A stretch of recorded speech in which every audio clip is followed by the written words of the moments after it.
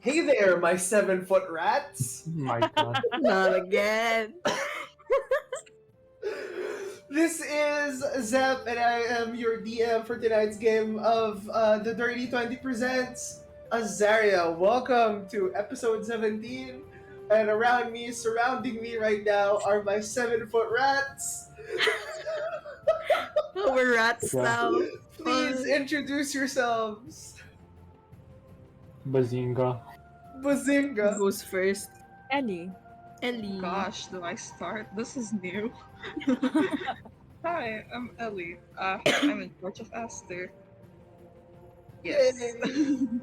Yay. Hail, men of land. My name is JC. I am at JCSFLO, and I play the Triton cleric called Mirin Egnaza. Hi, what's up? I'm Mike. I played the High Elf Bard Alois. That's it. Hi. It's me, Neko Orchid. I play Angry Man Hayden Zar. Angry man. Angry Anger. Asimar man. Angry A few- Oh. The remainder of our 7 foot rats are not here with us today for a little bit of personal reason. So, wish them well if you can. Send them messages, send them like love letters and stuff. But as we Poor continue rats. to proceed, please give us our announcements at the JC. Right. So first off, we would like to thank Mossigator for all of for some of the assets, like the token art. Please follow them at Mossigator_ on Twitter. And also thank you, Kenshin, as always, our resident technomancer, fighting off gobos Our and resident 7 foot 7 foot rat. And 7 foot rats. Yeah, and finally for the announcement, Zeb? I came that- prepared. What sound is that? Is that the sound of a million people remembering that Valentine's is coming up and they forgot to buy something? Oh God, I'm single. Yes. Yes, Valentine's is coming up tomorrow, but on the day after that, on the 15th, Tuesday, we will be having a Valentine's Day special one shot special. Anyway, I will be DMing the game, and you will be seeing a lot of familiar faces as well as new ones as my players. So please, please, please join us. That would be on at 8:30 p.m. GMT plus 8 here on twitch.tv/the Dirty 20. We will not be having our regular just chatting show Chompy's Tavern. Instead, we will be having the Valentine's Day special one shot. And that is all for One announcements. shot. Back to you, Zep. Ayo, one shot. Nice. One shot. Okay, 7 foot now that rat. everything is settled and announced, and all the 7 foot rats have been fought off, let us begin tonight's episode of Azaria. That was a 7 foot rat noise. God. I don't like it. Our adventure is being overwhelmed by the impending gravity of the situation. Revelations of old gods and questionable motives from people that they need to trust in order for this to work. Everyone currently trying to piece everything together as the clock moves forward, clinging to hope as they continue to trust each other and each other alone. Let's see where they are right now. You guys are sitting still together in the council meeting as it continues.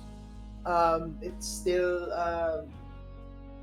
like heavily in session, but at this moment, a pregnant silence fills the room as everyone kind of like is gauging what each person would say. You see Frederick and Vaughn kind of like seeing how you guys are and seeing how you guys are reacting to everything that's going on right now. Frederick looks at Eloise with the mistrust in his eyes because the solo session still hasn't happened yet. He's just looking at all of you, waiting for someone to speak. As I hold the blueprint that I took away from him, I walk back over to Mirren and I give it to her personally. Kind take of, it.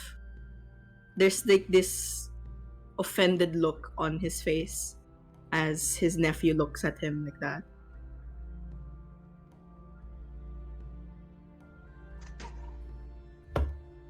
About you, Marion, what are you doing right now?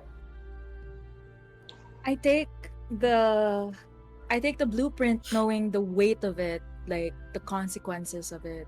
I take it and I firmly place it in my bag, holding Alois's gaze. If they are looking at me. If not, I'm just gonna be looking at the king as well. Um Marion, yes. you know how kingdoms work. To an This is- extent, my lord. How does Egnaz handle its affairs? Discreetly. Of course. Discretion is important. Very important. In a lot of affairs that affect a lot of people. Say, vital information were to leak out. What would be the first course of action if you were in charge?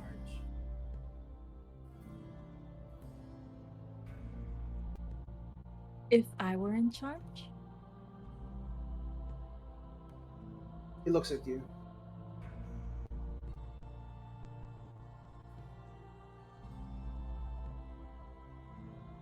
Vital information is important, but it must be studied first and consulted.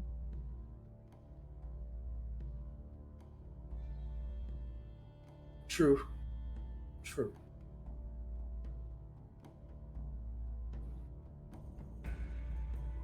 Withholding information, vital information that can help a lot of people, save a lot of lives. How do you feel about that?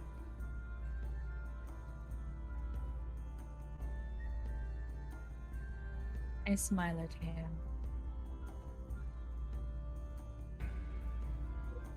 It depends on the nature of it, my lord.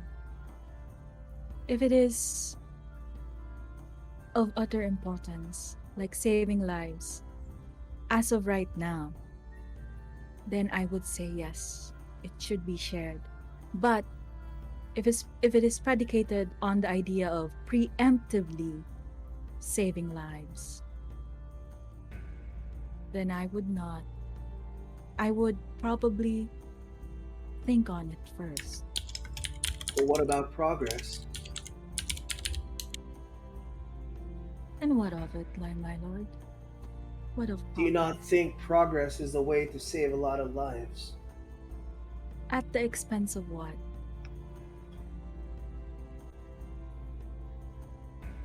Enlighten me. Progress is always a buzzword for great men, is it not? They often bandy it around, using it as a sort of justification for whatever thing that they want to do, all for progress. But progress oftentimes forget small people. There is a fine line between selfishness and wanting the greater good. Yes, a very fine line. It is very hard to tread.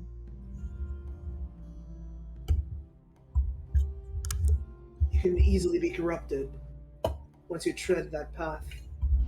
But someone has to. Right? Not everyone is burdened with the responsibility of leadership. Not everyone should be burdened with the responsibility of leadership.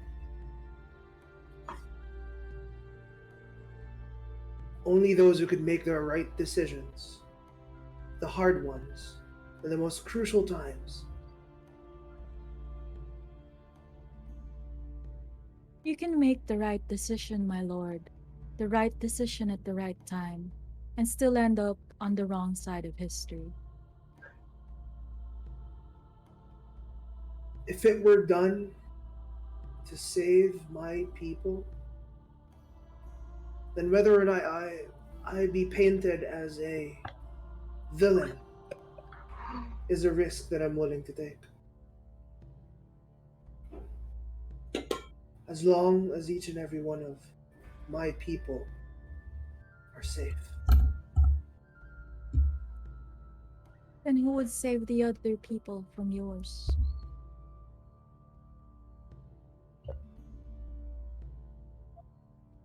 This is why I value your opinion. Thank you for being honest. I am most gratified for you saying that. I do not take it lightly, my lord. A king's judgment. But I want to assure you all, he looks at everyone. He shifts his gaze from being focused solely on Mirren to each and everyone, moving his head left and right. That I am not the enemy. That the enemy that we all have will resort to lengths unimaginable to achieve what he needs to achieve. He will sacrifice every soul just to see that his goal is met. If you Who is think this enemy? if you think that I rule with an iron fist, then you haven't shifted your gaze yet to the true. He stops his words. Perhaps time will tell. I will not force myself to get that information which is vital to all of you. I'll respect your decisions because I respect you as people. But if in time you see that everything that we're talking about here makes more sense than it should, I'd be happy to see you cooperate.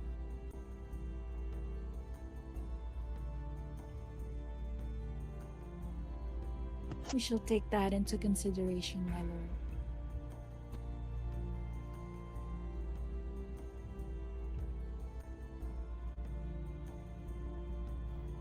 In a day's time,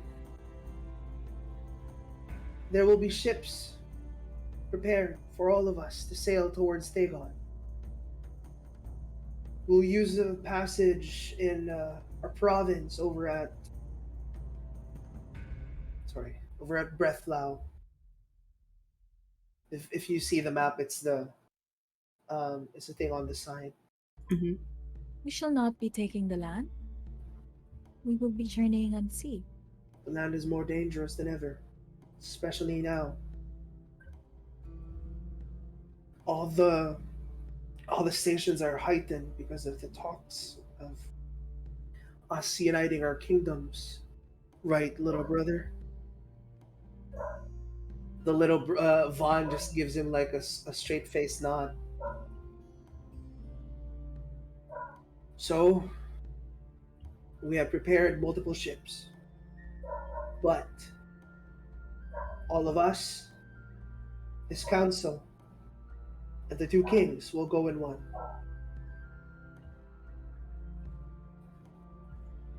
Prepare yourselves. You have the rest of the day to settle your affairs in this town.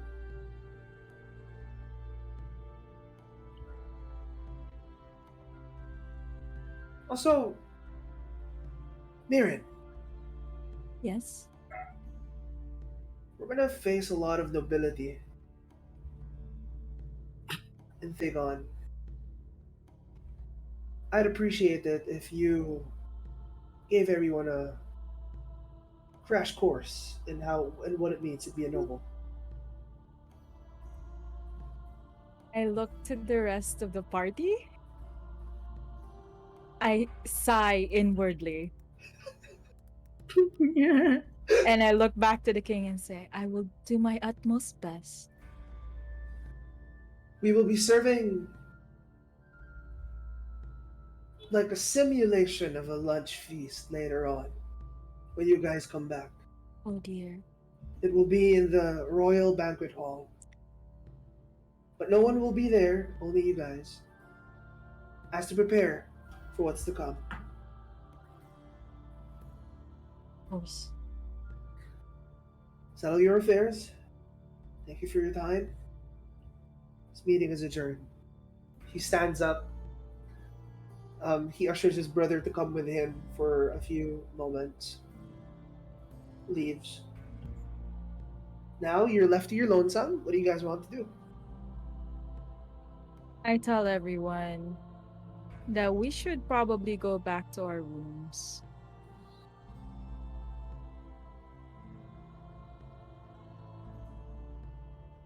I suppose a quick rest would suffice. Would be good for everyone. Yes. Rest. How is everyone? I am just.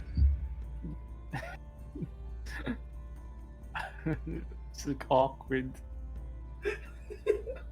Okay. Alois he outwardly looks composed, but the tips of his ears are kind of red from like anger and kind of like Gucci. offense, yeah, Yeah. from Okay. from his nephew earlier. How about wind chimes? How's wind chimes right now? Wind Chimes is lost because he was daydreaming. I don't know what happened.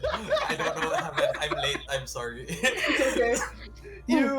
You just saw the king kind of stand up and that kind of like bursted your daydream, realizing that the meeting is already over and like Mirren is agreeing to something, but you don't know exactly what it is.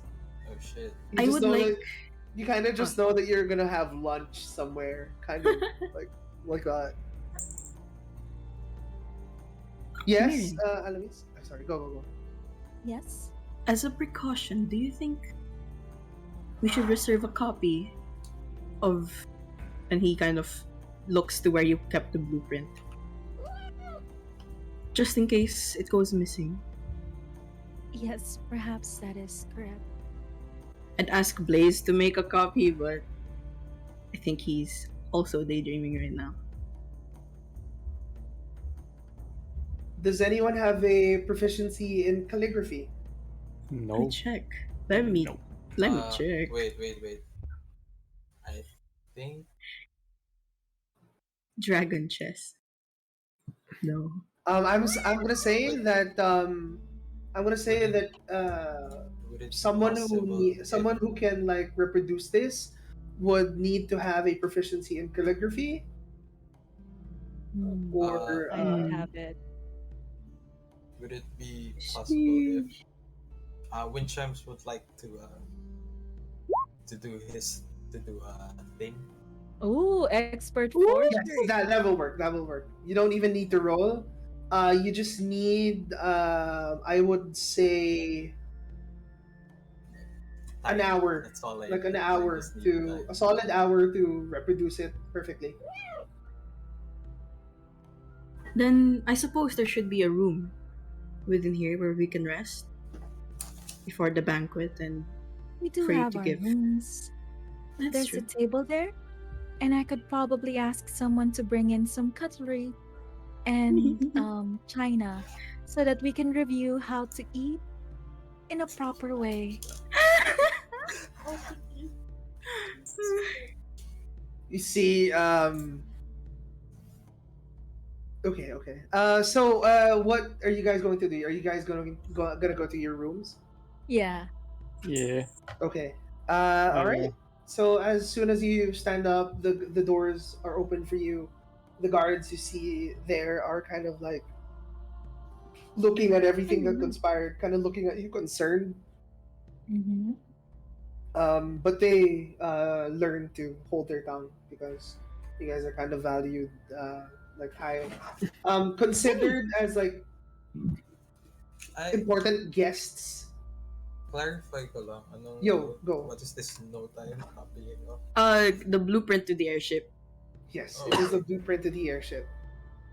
I just wanna write it Blaze down. could do it, but Blaze is preoccupied right now. I would say that as the four, sorry, one, two, three, four, as the five of you, that takes me a while to count. As the five of you kind of like go back to your rooms, um, Blaze and Spade take a moment to go somewhere. They kind of agreed on something that they needed to do. Mhm. So as soon as you get to your rooms, you see that it is it's like a normal castle room, but like larger with a lot of decorations in there. There are no windows because this is inside the mountain. But you see, for some reason, there is the air is still like well ventilated. It's not hot. It has a long table in the middle with 8 beds circling around the room. Numerous cabinets also riddle the place, and there's like a bedside table beside every bed. So, what would you guys like to do?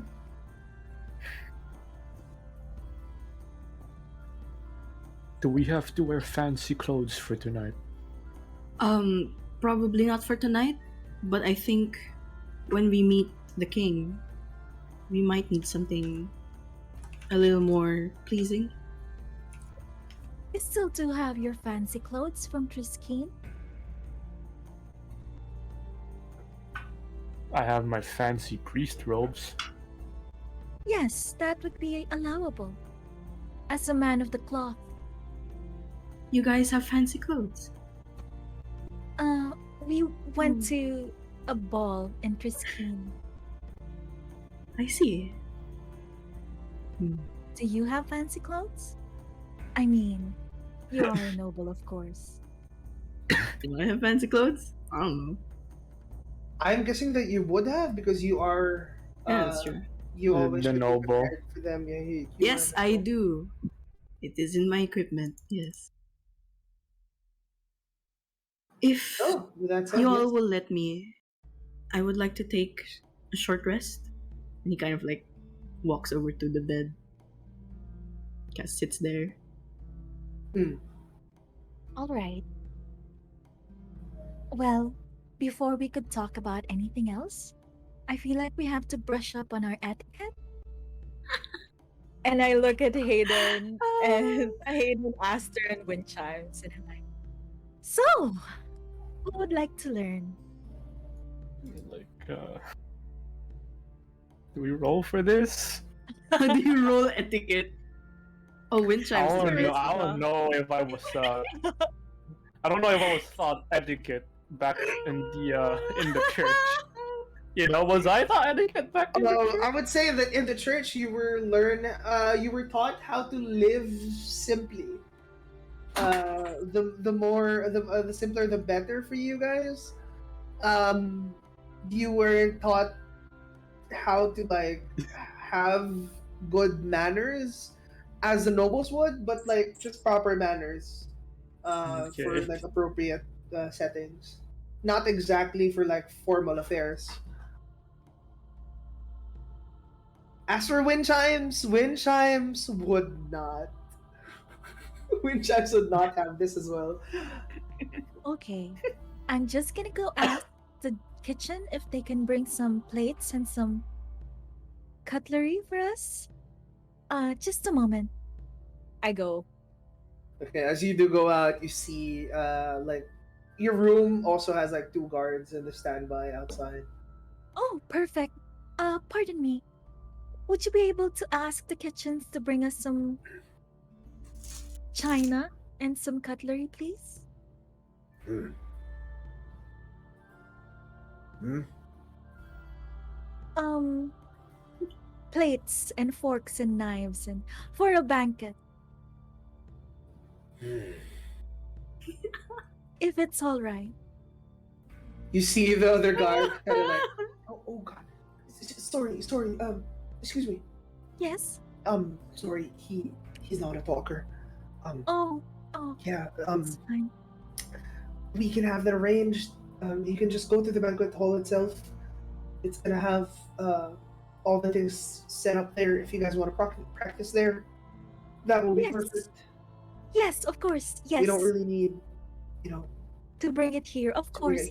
That makes more sense. because if ever we break anything, You have to pay for it. I get it. not just pay.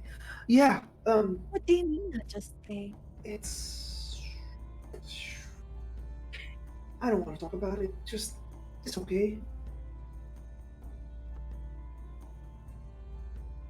I look at him innocently.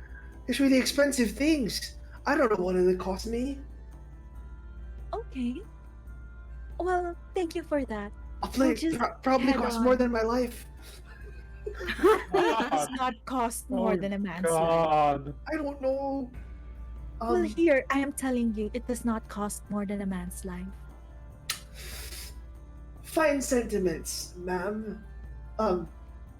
But even when I actually break them, we'll see what it actually means. But just it'll be better if you go to the banquet hall. That'll be better for everyone. All right. Well, thank you. Not all of us will be going. My Lord Alois will be staying, so please keep guard. Okay. All right. How about you guys were 8, right? Where are the other Yes. 2? They had to do some unfinished business. Okay. All right. So I'll just keep watch. Yes. You guys do your thing, and right. Just try not to break anything, please. No promises. I smile No sweetly. promises. And then I tap him on the shoulder. You're doing very well. You see him visibly gulp. You're doing very well. And I go back inside him. So it turns out we have to go to the banquet hall instead, which is better because we will be able to be accustomed to the place that we will be having a banquet. So let's go, shall we? Okay. Okay. We go. So who's gonna go to the banquet hall? That'll be Mirren, Hayden, Wind chimes and Winston's and Aster. Master. Okay. Chips is Yes. So Alois isn't gonna be here. I sleep. This is here. He's sleeping. Did you make a map for this? Huh? No. Oh. Can I at least look at the map Oh. even though I'm sleeping? No, I didn't. Come on. Me? Okay. So He did. as soon as you walk in the halls, the guard actually escorts you out. Yeah. Let me escort you out. Okay.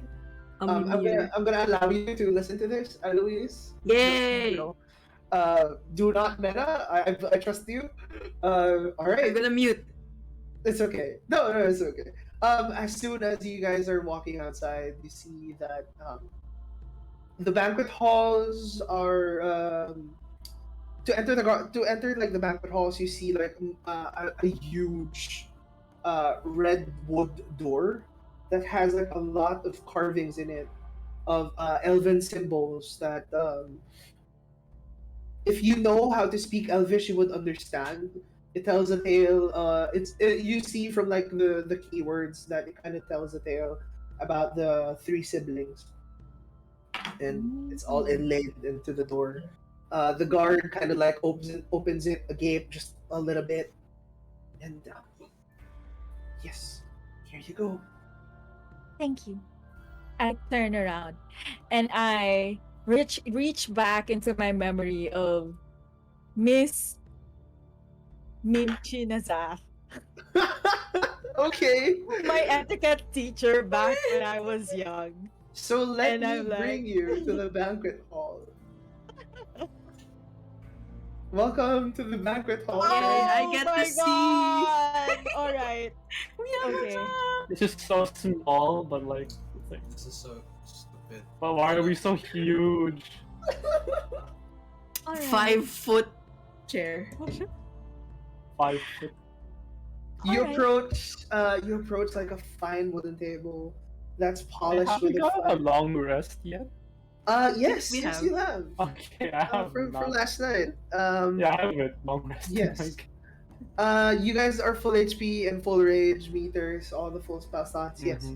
As you approach, you see like multiple spoons, made out of like the finest inlaid silver, but it's oxidized to a point where it's kind of blackened with gold trimmings at the base of the spoons and the forks and every cutlery.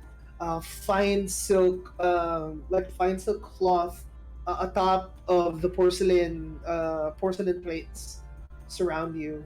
Three glasses.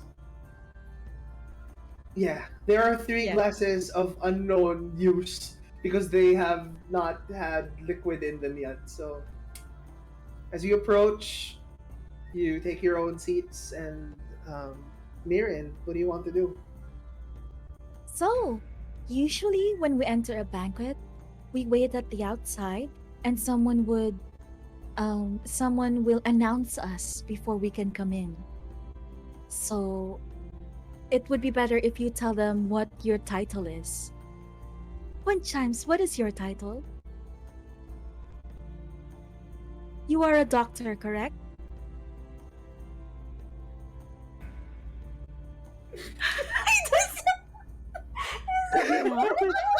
That's why he's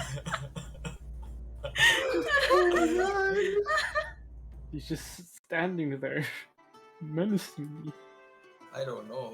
Winchimes That is was- formally not the doctor. Having a single thought in his head. We'll just say you're a citizen doctor. You're a doctor, but not officially? It's like when you're making a citizen's arrest. Citizen Doctor Wind Chimes. Aster, what would be your title?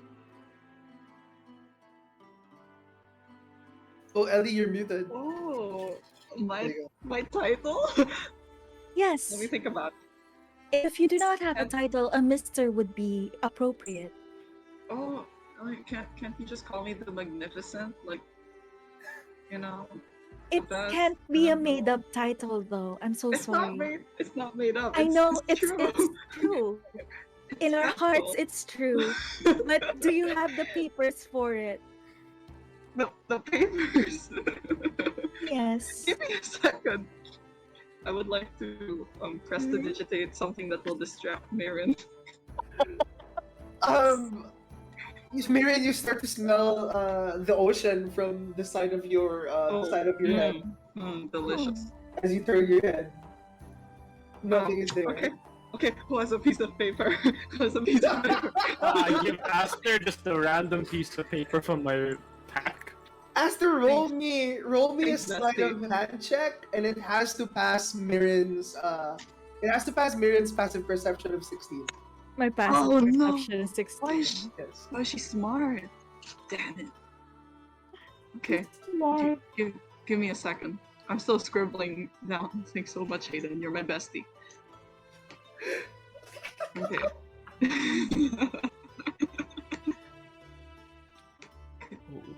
Oh, that's curious. Why do I smell the ocean?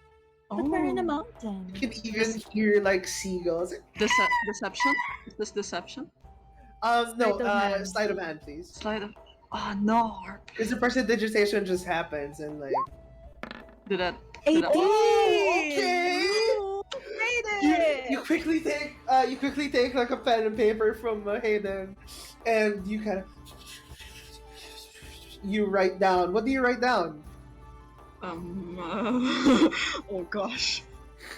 Just like the usual, about these papers with titles, the magnificent, we hereby, you know.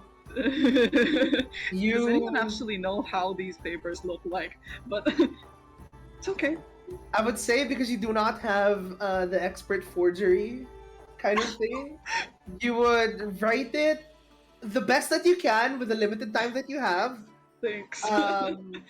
But it would look crude unless you um, roll me a performance check to see how well you do Ooh, Ooh, let's see. a better roll. this. Oh god. And nice. Okay, so Miriam, as you kind of like look back, remember that you were talking to Aster. He hands you a certificate, and Oh, as you look at it, it says, "This hereby certifies that Aster is of great magnificence." And then underneath it is just Aster's name, and then Aster's signature on it. Actually, the story behind this is that I don't know. Bedazzled. I bedazzled the crowd so well that they just forced me to do it. I didn't even want to do it. They just told me you have to sign a paper. It's embarrassing. It's embarrassing, but I carry it around. okay. When I Just in was case. talking about papers, I was talking metaphorically. Like, with your bona fides, it didn't mean you have to have an actual paper. But I will take your word for it. I guess you can introduce yourself as the magnificent Aster. You see a little bit of subtext on the bottom. This hereby certifies Aster the Magnificent Nova. And then with open close parentheses, Nova meaning star, because I am a star, and open close parentheses. Alright, God. that's very long. We gotta shorten it. Of Just great Aster the magnificence. magnificent Nova. Mm-mm. Okay. I turn to Okay. Hayden. And Hayden, how would you like to be addressed? Priest of Zevian. A priest of Sabian, His Holiness Hayden Zar. Damn! Alright. Well, before we could sit down, servants would usually pull up our chair. So don't be alarmed. Just sit down as you would usually sit down, and they would catch you with the chair. Okay. Okay. So we sit down, and then now you see in front of you a vast array of stuff. And I know it's overwhelming, but I can teach you what they are. So let's start with the plates. You have a soup bowl on top of 2 plates, a soup bowl, a charger. On the side is a bread plate. That's where you put your bread. The bread plate has a butter knife. And we have 3 glasses. This one, I point to the lower left, is the water glass. This one, the one on top, is the red wine glass. And this one, I point to the last glass, is the white wine glass. All right. We Now for stop the for that fork. one? We stop? Yeah, I stopped. Everyone, please make me an intelligence saving throw to see if you No! retain the information. Rude. That is rude. I'm not the brightest student in this shit. I know Yes. it. Jesus, I'm not the brightest as well. I'm very dim-witted. Oh god! 3. This is rude. A 3, What you is this know. again? Oh no, I'm very dim. Okay, Mirren, for a reroll, you can quiz them for a reroll.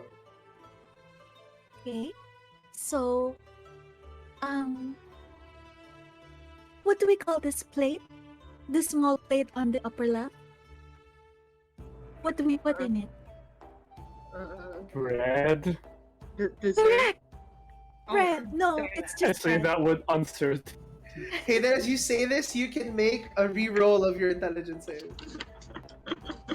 You know, the player took etiquette classes in high school because we were required to, but you know, Hayden did not. Oh, 16.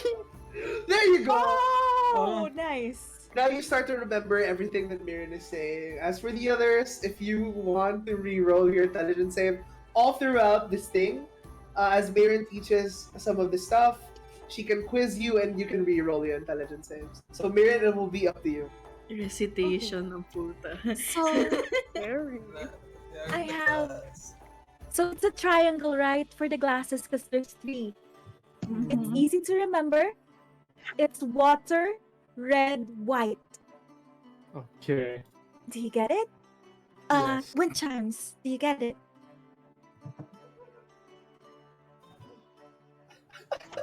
Whose thoughts and empty no thoughts. I point to the One lower does left. not need this many. Glass. Oh, you cannot mix your drinks.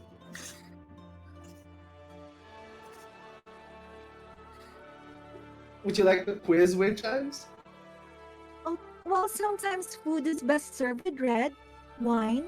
Some foods are best served with white wine. That's why they offer you all. So, wind chimes, where do you put the red wine? On the triangle.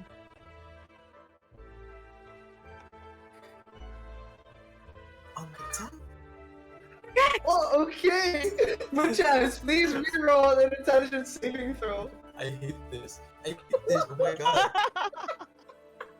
And I have like a +0. No, I You need too. Okay, all right. I would say all of these lessons have a DC 10. So you did pass. Now you will start to remember everything that Mirren will say. The only one left is Aster.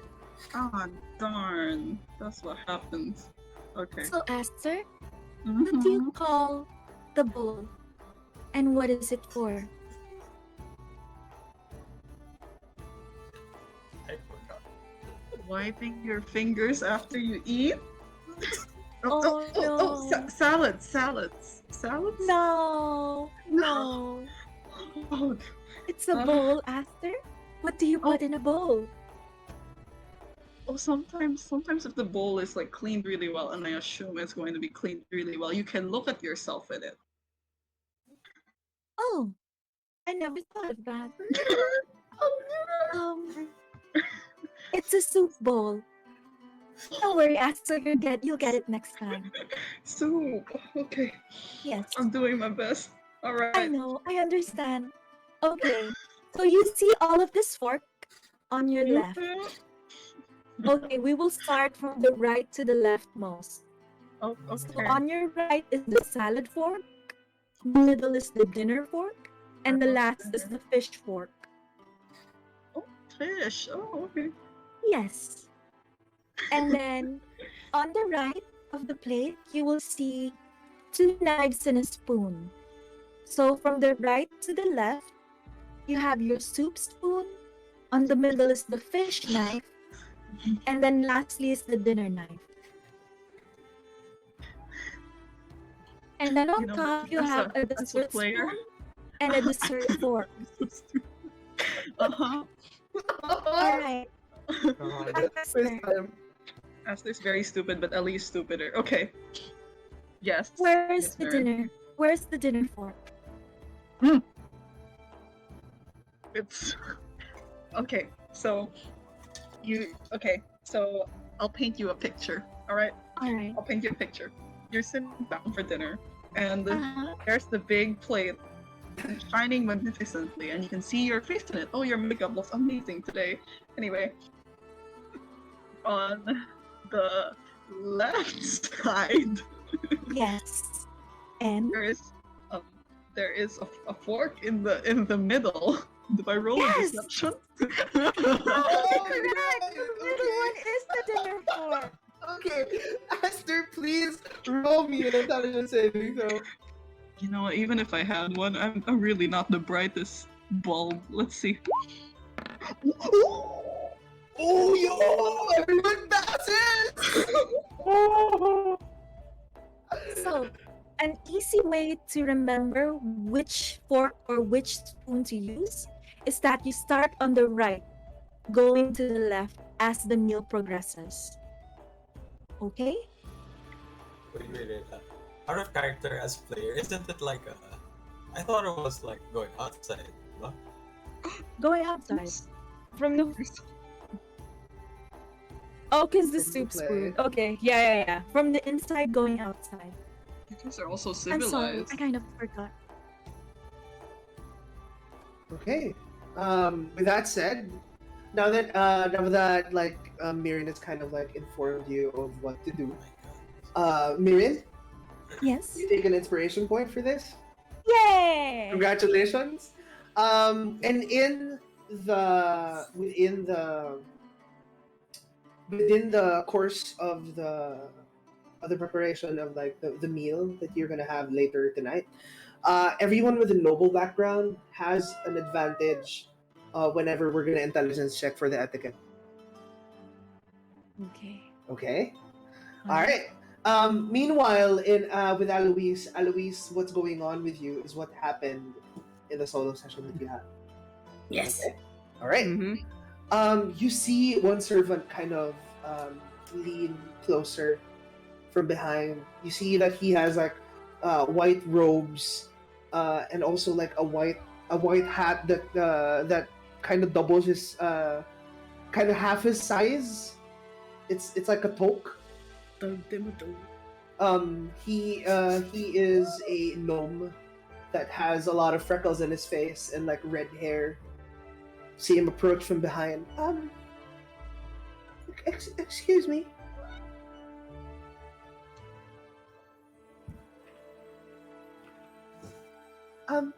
Excuse me. Miss? It's no my Miss- goodness. Oh, I'm so sorry.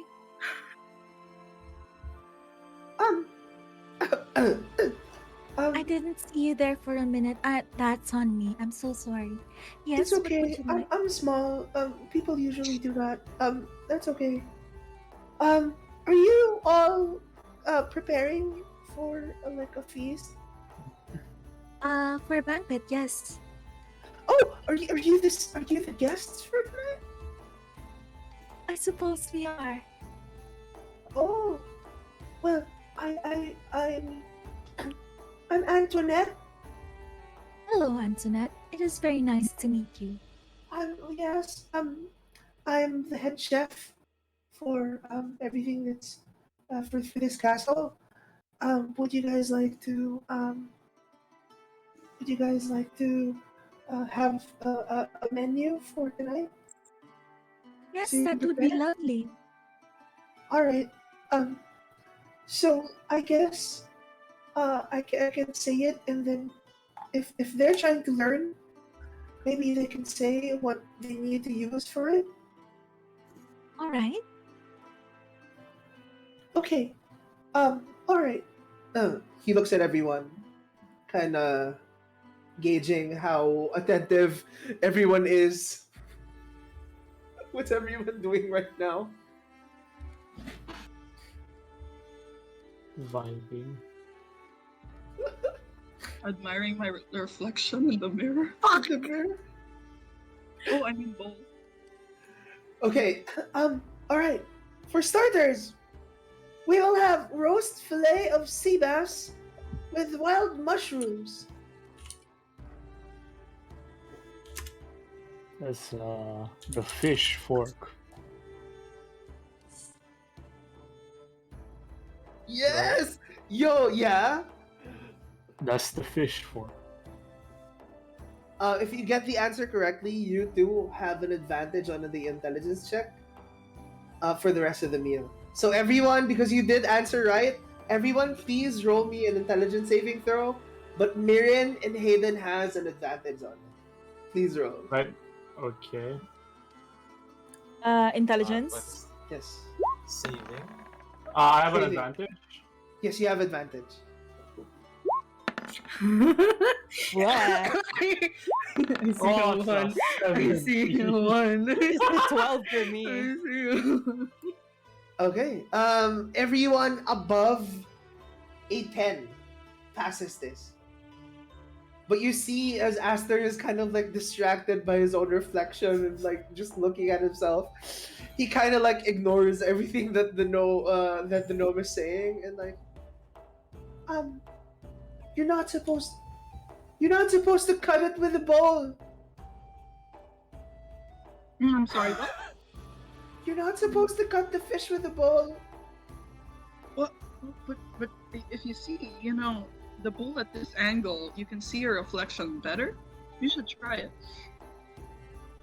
That's unacceptable. I'm sorry. Oh crap. Okay, you're right. Okay. Okay. Next up, breast of duck with bigarad sauce, braised chicory, snow peas, roasted potatoes, salad. That's the main course, I right? honestly don't That's know. the main course. And I'd get like the one the nearest to the plate. This one. I try to point to the middle one discreetly. Make me a sleight of hand check, Mirin. No! You can influence Aiden. Oh no! Oof. Ah, just a 3! You point and you see the gnome kind of like, no, let him figure it out on his own. Yeah. How about wind chimes? What's wind chimes gonna point to? God. Which is like. He just picks up like a fork. He doesn't know, like he just gets it. Everyone, please make me an intelligence saving throw. Only Mirin has advantage on this round. Okay. Oh no. Nat Nat 20. 20. What a waste of a nat 20. 12. Aster fails again! Aster doesn't care. He's the magnificent. I'm just too good looking to do etiquette shit. Anyways, I need to go back to the kitchen. So Of course. if, Thank you if you very all, much. yes, okay, I'll see you later. See you later. And then No, you're I left. just, I normally just in this situation, I normally just stand on the side, just standing, like Well, you are a guest of honor, guard. Hayden. You're not supposed to stand at the side anymore.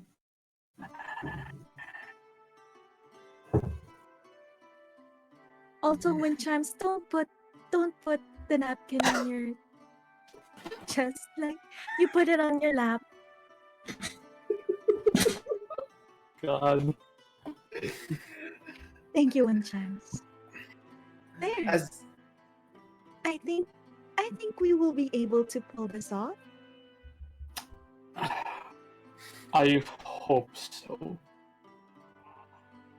You do know how to bow from your neck, just from your neck, back straight. It's like I do like the knight bow.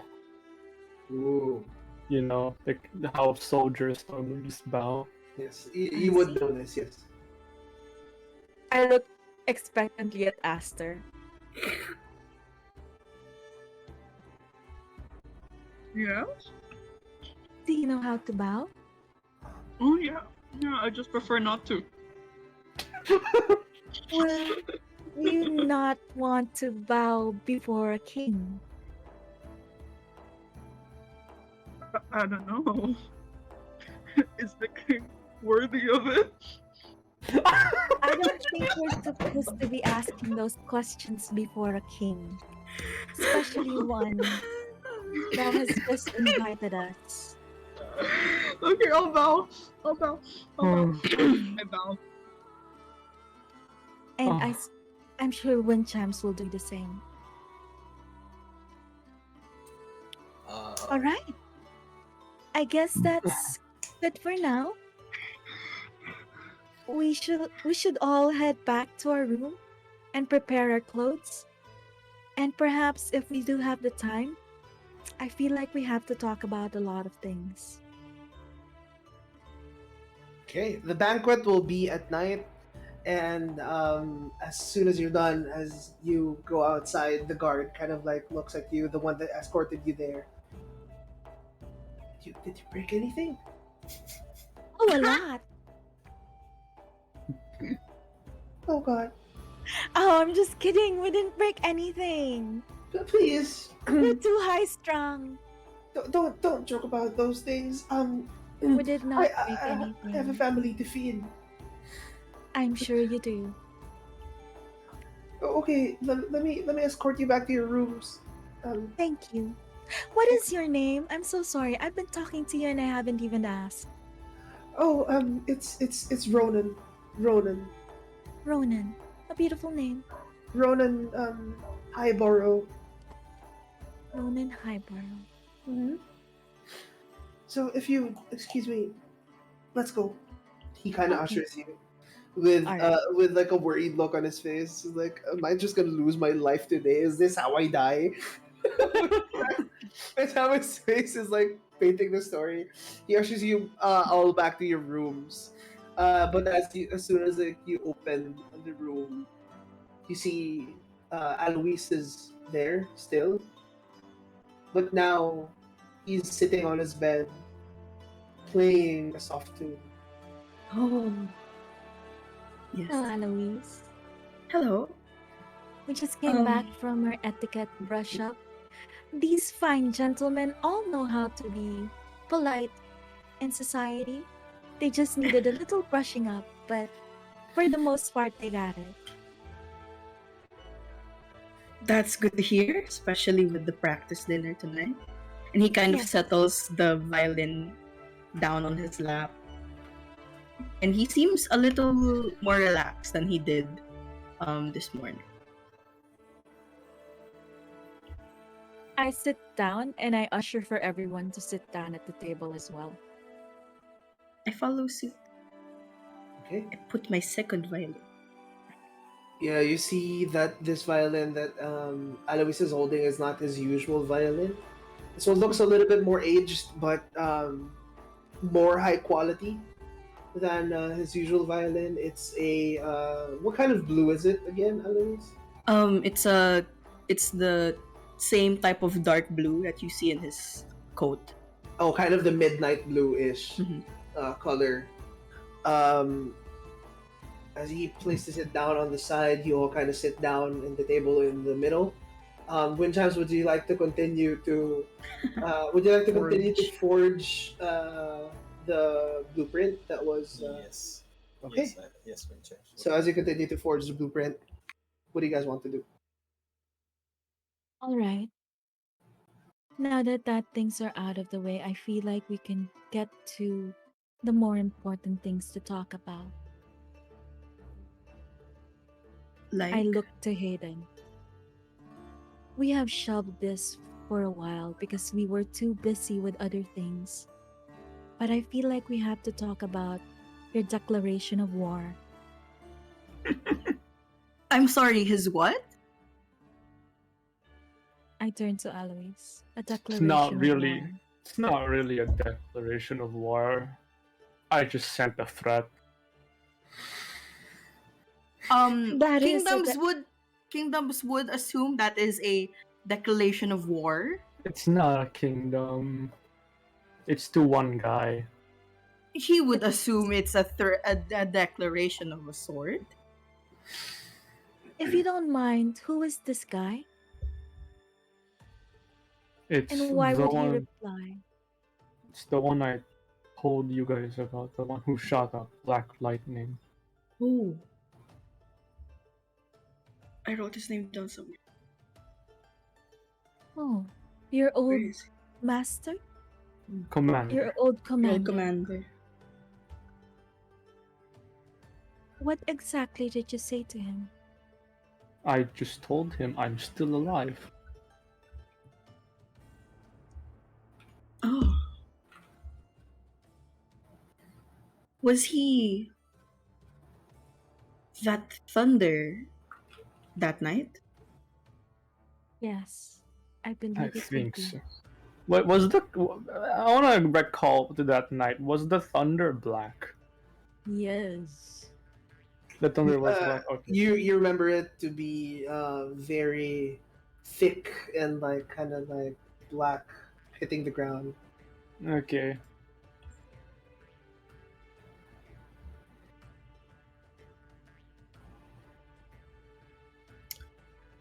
Are you a person of interest to the maelstrom? Should we be concerned about this? Not really. I just didn't conform to their newer lifestyle. Is the maelstrom under this man who commands the Black Lightning? No, he's just under the one, I see. on them. He's just below Danir, Yeah, so he's very high up. kind of. I've never really seen him. The most he does is regulate the people who don't listen to the maelstrom. He enforcer. also does the quotation mark and the word regulate. An enforcer. And Yeah. you saw fit to threaten a man like that.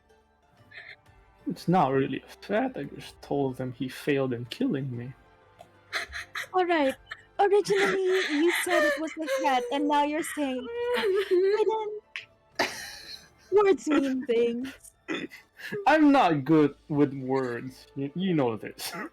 Alright. I suppose this could be our next, perhaps, priority after the Yes. Crimson Dawn, seeing as it's tied together to what we saw. Speaking of Crimson Dawn, I say as I look towards Aster.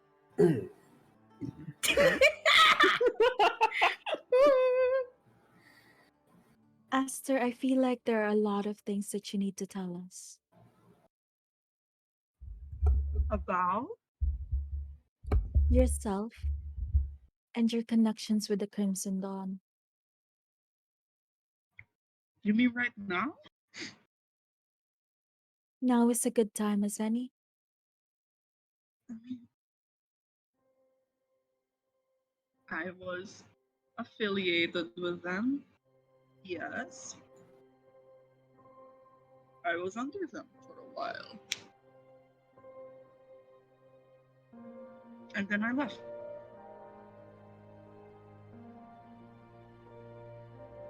Okay.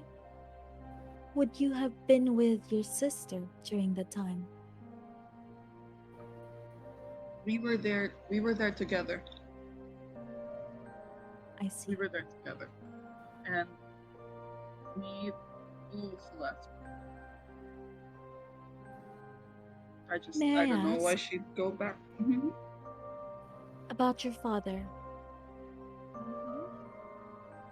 Is he part of the Crimson Dawn? Does he lead it in any capacity? Yes. We were born in it. He is a part of it. He has some pull. He knows what he does. Is your father's name Vane?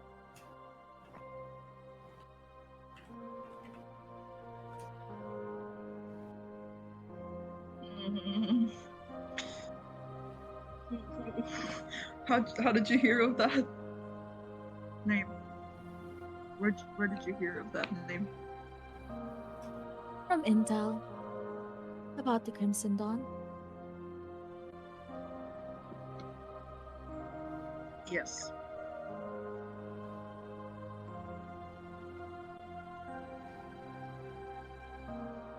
So your Why? father is the leader of the Crimson Dawn.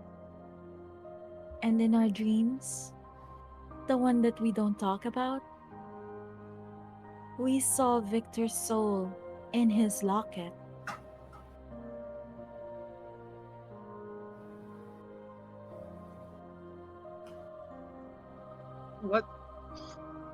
What do you expect me to do about this? Nothing. I'm just trying to piece it together. I don't expect you to fight your own kin. I just also want you to know I- that if we will be fighting them to get Victor back, you should ready yourself. I don't We're care. asking your consent if you want, to help us stab your father. Whether or not you get my consent, you guys are going to do it anyway. No, It seems Am I less wrong? harsher. we can try to fight him without killing him. You don't need my permission for anything. He has nothing to do with me. I see. But if ever we end up in that situation, I want to be there when it happens. I want to be the one to cast the killing blow. I recall that dream that night, and I'm like sad. No! I'm just sad. I see.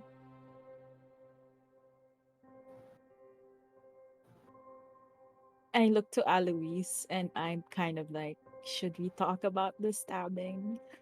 In my eyes, like, Alois isn't able to meet your gaze because he looks solemn again as you start talking to Aster about the Crimson Dawn. He has his gaze down onto the wooden table and his hand is a little bit shaky as he lays it on it. And as he feels your gaze on him, he just opens his mouth and he doesn't meet anyone's eyes. But he says, "And of the blood magic, you don't know anything about this? No. None at all? Do you doubt my answers? He looks up. Then may I ask where you got your sword? The one you pulled right out of my body."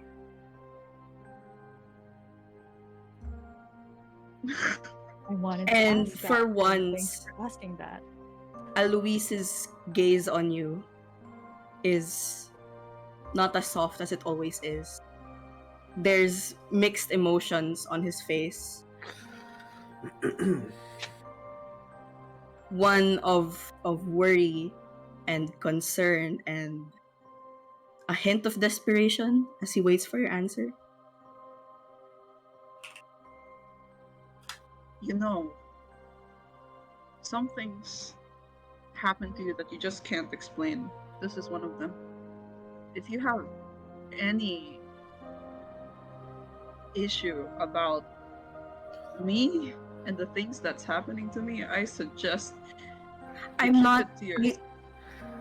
You start to hear a voice in your head. Alois. Me? Oh My head?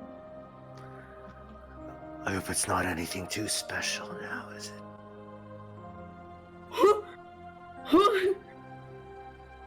He furrows. What did you say again? Medyo di ko narinig. I hope it's not anything too special now, is it? Aloysius furrows his head, his eyebrows. It's not. I don't have an issue with it, Aster. I'm looking for answers. Well, I don't have any. Sorry for disappointing you. It's just But maybe I do.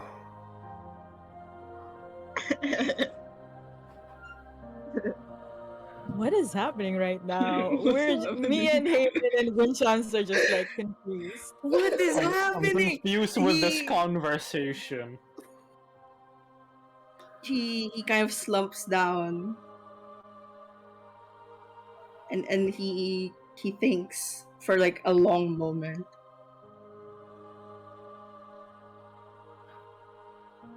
This isn't the first time I've seen a sword like that, Aster. I really need answers if you have any. Me too, actually. Insane. Who is the voice in your head, dude? Oh my god. I didn't know. What are you not telling It's us? your head. Okay. I said like I don't have any answers. Well, you tell me. Aster, you hear this in your head as well, and he says, Feeling a little bit chatty tonight. You? Me? What?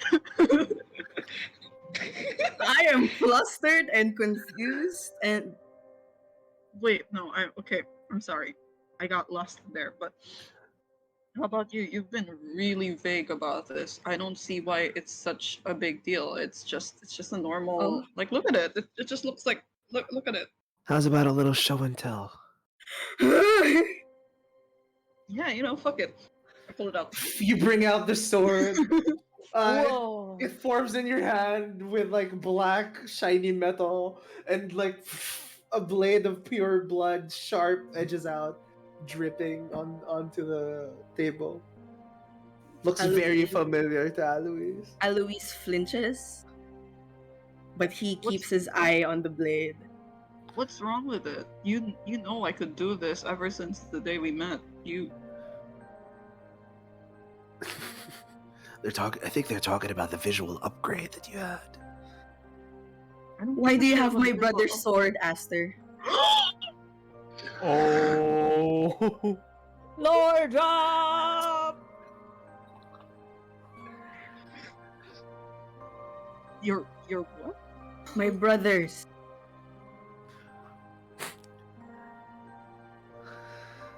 He starts to shake and his eyebrows furrow, and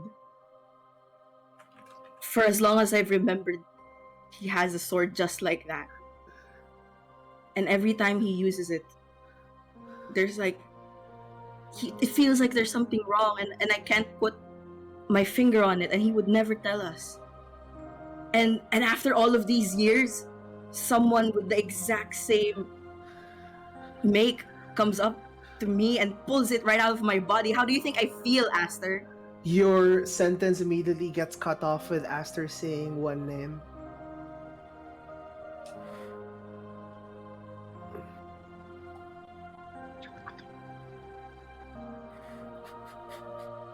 Okay, give me a second.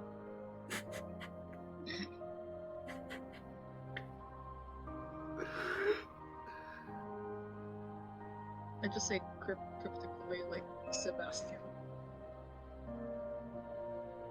My brother. Does that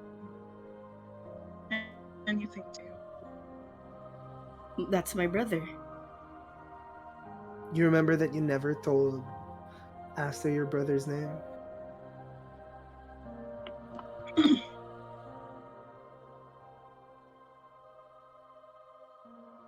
I don't think I told you that before. What happened to him? I don't know. I hope he's told you. okay. This head on my head! Bish! Both of you can hear this, by the way. What is going on? It feels like every time that voice pops up, Alois just like twitches his head around, kind of on cue to that. Like he's looking for the source of the voice. Like I said before, we fought Tirasil, and he threw me off the ledge. I don't know what happened next.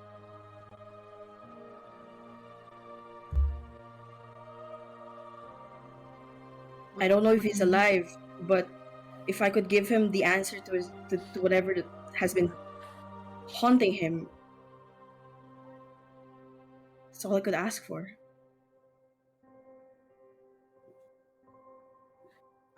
Look, I'm confused. Look.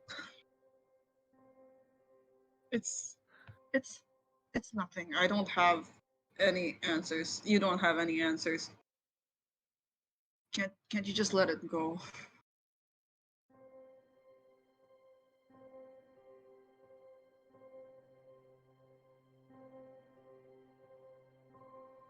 He kind of looks away. You're kind of asking him to let go of his siblings. You know this, right? It's not Do I too hear easy. that? Yes, you hear him like talk to Aster. Who is I'm not speaking? I'm not asking him to let go of anything. I'm just saying to let this topic go because clearly we're not going anywhere. And why are you even? This is between both of us, you know. Hmm. You But- are feeling very chatty today. It's Yeah. Right now, I'm Is it? basically you. You're basically me. I don't think so. Aster, Who are you talking to, Aster? what's this voice that I'm hearing? I kind of like the magnificent vibe to your name as well. Who the fuck is You know, that talking? Dig it. that doesn't really like refer to you. It refers to me, right? Well, if it were up to me, maybe Dark Overlord would sound a little bit nicer. Ugh, Overlord. I'm sick of Isn't that it- shit. Or sexy Dark Overlord would be fine as well. Oh wait, okay, that's kind of. I'm kind of going for that now. Like, I kind of see it. See, we agree. Yeah, we do agree. Just on that though. Can we take off like the Dark Overlord part? Just like the first word would be great. Anyway. I would For the Am others I who kinda aware see of this? Aster, for the other people who's not Eloise, you hear in this conversation Eloise, but to the others, like, Aster's just talking to himself. Do With I the recall? sword, you see the sword kind of like shining bright red as he's talking to kind of the sword. Look, Has he gone mad? look, Eloise, if it makes you, if it, I don't want to deal with this. I'm just going to keep this, and let's just never speak of it again. Wait. Okay. What do you want? Eloise Larenthal. Allow me to introduce myself. You see as the blade turns into pure blood, disperses from Aster's hands, pulls into the table, forms into the symbol of an eye, with six. When I see that, immediately Alois slams his fist onto the table. The blood kind of splashes back, and it reforms into two bright red eyes. You. The emissary. Forms back into the sword. What is happening? I'm just as lost as you are. The emissary is your patron? Is that what it means? Everyone starts to hear his voice now. Bingo. That's why it's been following us around. How's everyone doing? Feeling a little bit scared? Surprise. Angry. Is that why you told me to follow the blood? I asked Aster. I pointedly do not respond to that.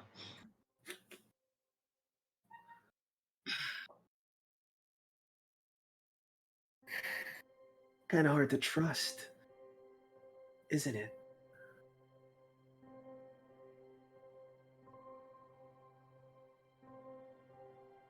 A lot harder than it should be. Fuck you. Fuck. God. Oh my god, this got messy. You were the one. You were the voice in the sky that night when we saved Aster from you. You misunderstand. I'm here because I'm out for blood. Not your blood. Not his blood. But we have a mutual enemy. Which is? Aster, why don't you tell them?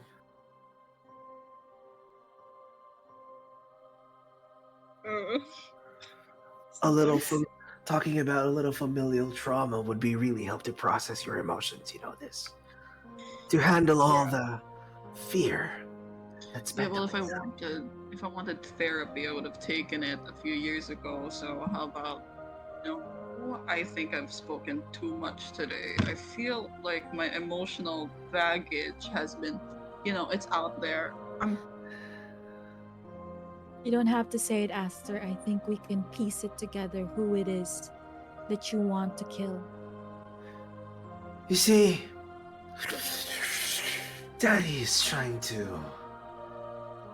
Do you Fine. want me to? Do you want me to put the sword? I'll put it away now. Like, No. He's about to say something that I think will affect our mission. What does Aster's dad want to do? Before I got so rudely interrupted, Daddy is trying to find another way to contact me.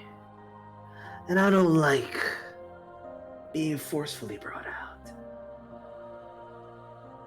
I tend want- to be selective with my children. So you're against his father. The enemy of my enemy is my friend.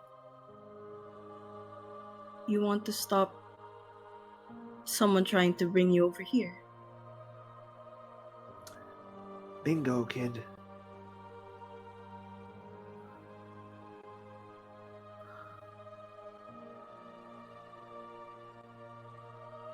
So just for now, I'm dropping this sexy Dark Lord act and trying to save a kingdom or two in the process.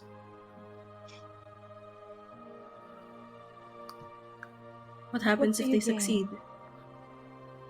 Oh, then I will be under Vane's control. That's I not see. fun, isn't it?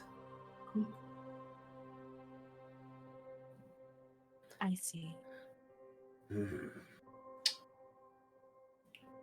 You're gonna hear a lot of words in a couple of days that are to come. A lot of fun little things. Things that I've done. Things that he's done. Looks at Aster.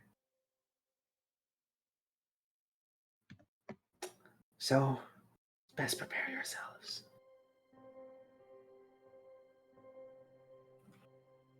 I want to talk to the fucking sword. What the fuck? If it's the same sword as your brother's, as you say, then does that mean his patron was the emissary as well? My brother was gifted in magic, but he got it through study. He was a very smart man. He was a very smart man, wasn't he? Was it you?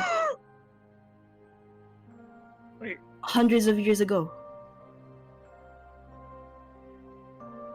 Sebastian, right? Yes. Might have been. If you're with him, then where's my brother? Seasons change.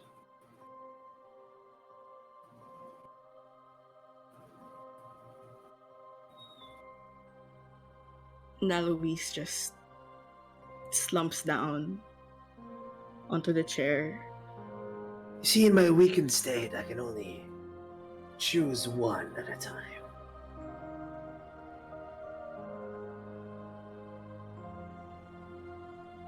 And if Vane succeeds, I'm out of Aster's control.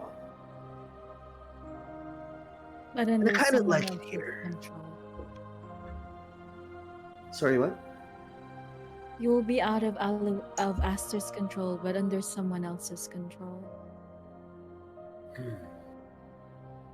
Yes. And I have no choice but to grant him all that I can offer.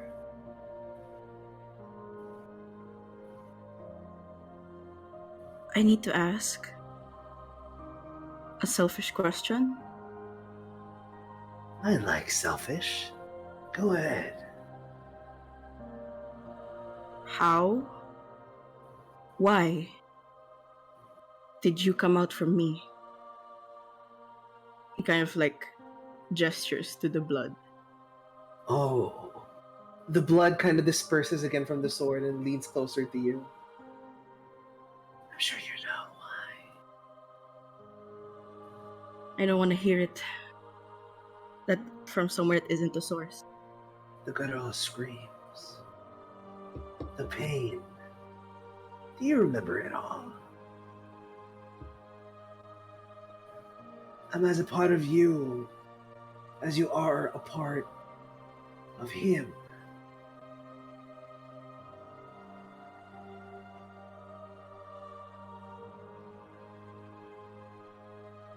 Maybe that's why you were so attracted to him in the first place.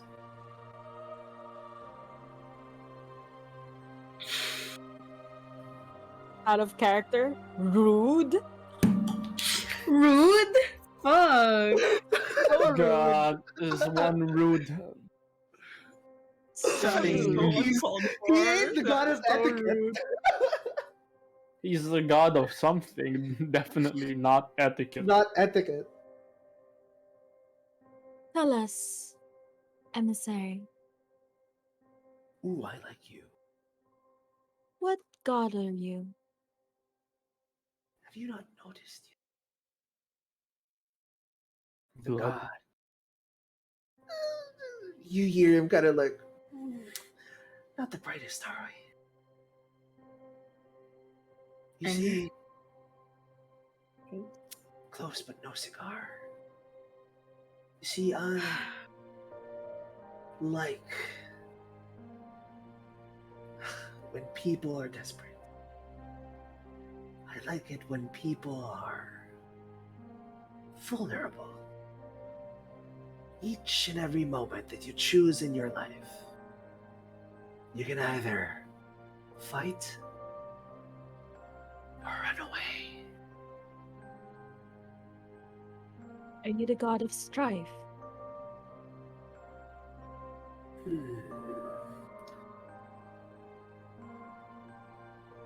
A lot of people confuse me for these things. But I am the most common in all of man. Fear.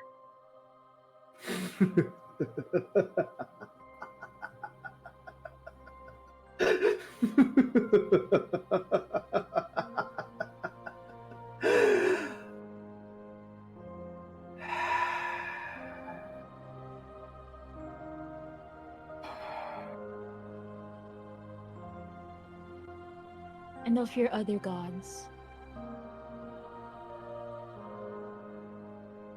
Who? You spoke to us in that cavern of fear. You said many were you. Oh, that's for them to. That's for you to know and for them to tell you when they eventually make themselves visible. But for now, let's all enjoy the time that we have. So you never left. You were just diminished. As long as people have fear in their little weak hearts,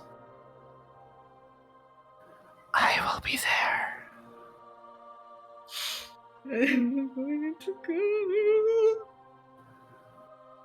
You remember your friend, spry young lad, white robes, red hair. Which Who one is am I he Going mentioning? through a phase right now. Victor Blaze. Right? What did you do to him? I didn't do anything to him. His emotions did all the doing for me. So you manipulated him. Manipulate is such a strong word. But it is not outside your jurisdiction, is it? But I'm not saying that I didn't do it. You are the god of fear, after all.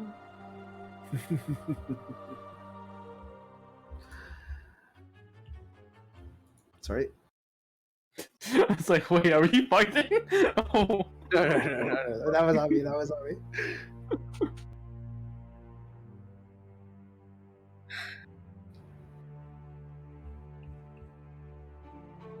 I just want to be left alone.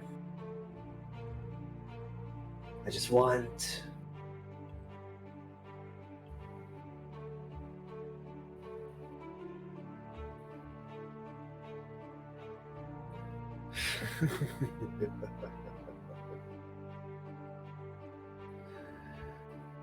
Goes back into the sword form of to Aster's hand.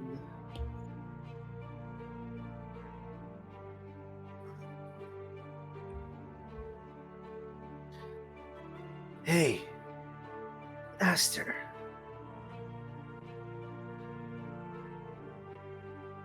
Aster muted. Oh no. Esther. Go ahead. Ellie. Ellie.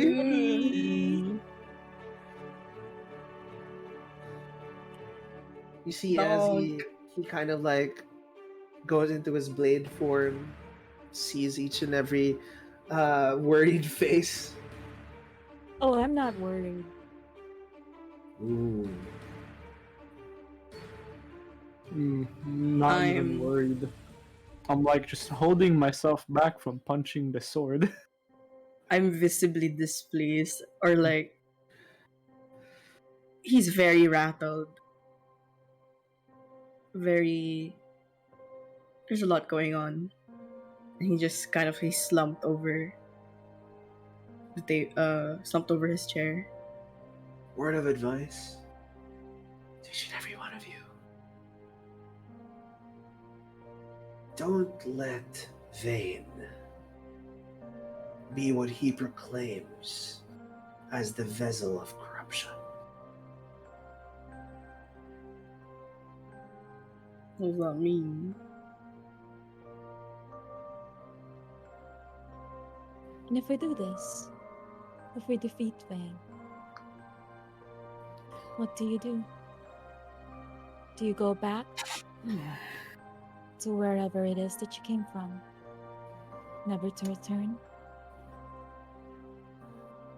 I can't make any promises, but I can say that I'll lay off you guys for a long, forgettable time.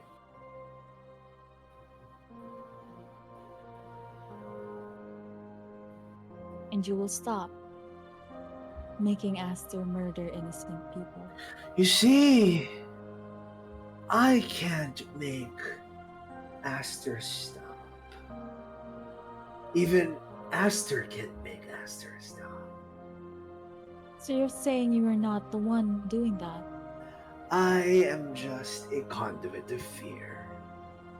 Fear is something that lives in each and every person's heart, driving them to do things, unsavory things, terrifying things, sometimes great things. Fear because they want to protect the ones they love the most.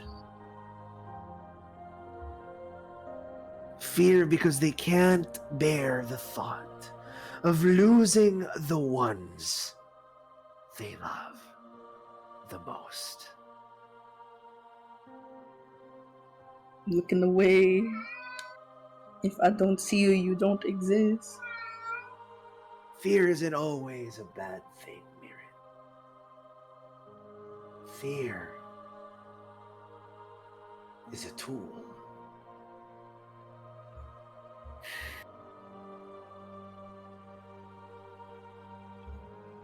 It's a tool that you used well, I surmise. They don't call me the god of fear for nothing.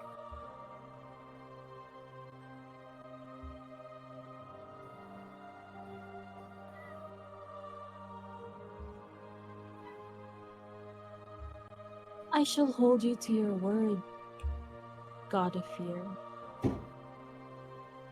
I shall hold you to it. For as much as a god's word mean anything,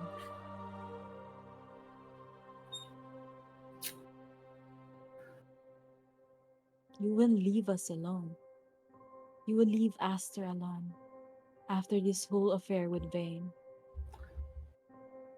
That's not up to me to decide if I will leave Aster alone.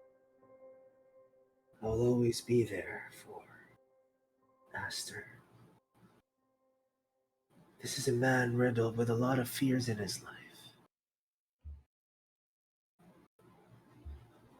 And it's not up to me whether or not I'll stick around. My eyes flicker towards Aster to see what their reaction is. I'm just like, what's this man talking about? Aster's like being called out for being afraid, and they're like, what the hell is this guy talking about? Aster's just being roasted. I know. The roast of Aster. For a god, you seem to be putting up a lot of your decisions on the hands of a mortal. A very good mortal. Very fantastic mortal. An amazing mortal, but a thank you. mortal nonetheless.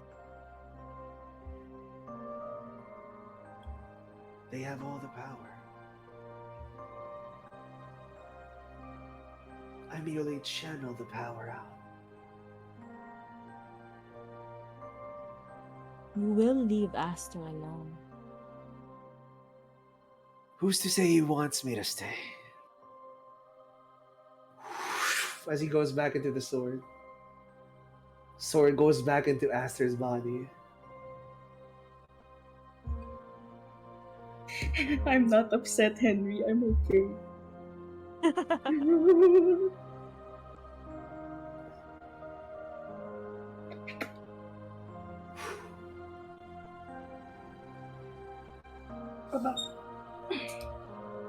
Aster, when did this first happen? When did you first sought the emissary?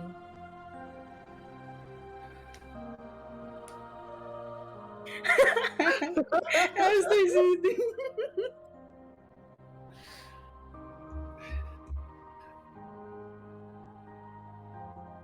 Okay, give me a second.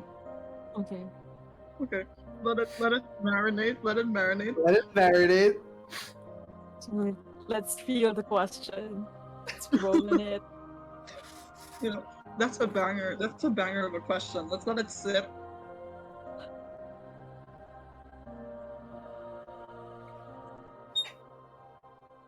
Oh, okay. Got it. Message from emissary received.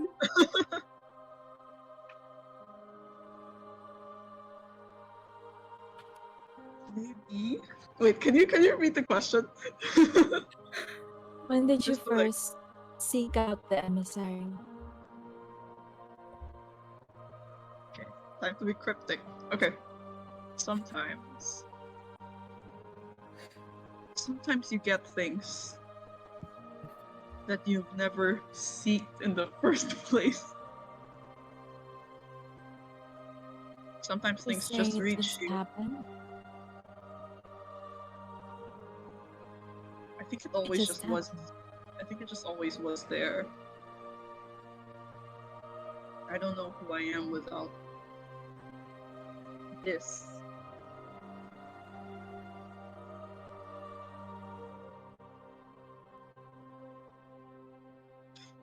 Well, you're gonna have to learn who you are without it. Because we are getting rid of it.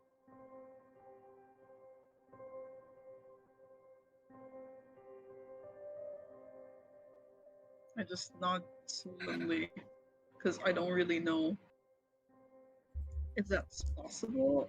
What it means. I don't. He said it's your decision.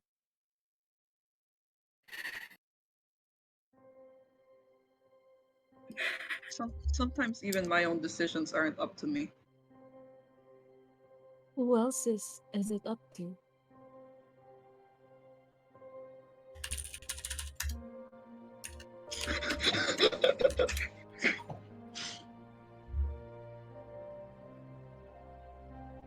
No one. It's just sometimes the world makes decisions for you. You see Sometimes- Alois kind of like flinch for like a few seconds, Mirren, with your passive perception of 16. Mm. Thank the Lord for this passive perception. I'm opening my Lord document. Before you ask questions. Okay. And just because it's my decision does not mean that I had a choice. Sometimes it's the only decision that is given to you. Only choice. I get it.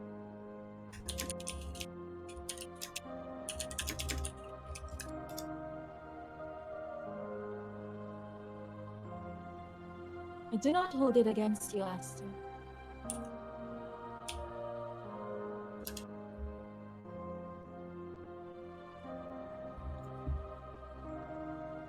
Whatever decision made you do it, whatever decision made you do so, it's not for me to question. First time after a while, Aster, as your eyes dart, as you try to avoid eye contact with Mirren as well, your eyes kind of like go past Alois for a quick second. Your eyes meet. Oh, Oh shit! It's Would you like- going down. Would you like to send a message? Alois, go. Oh my god. The look on Alois's face is he's afraid. It's plain to see on his face.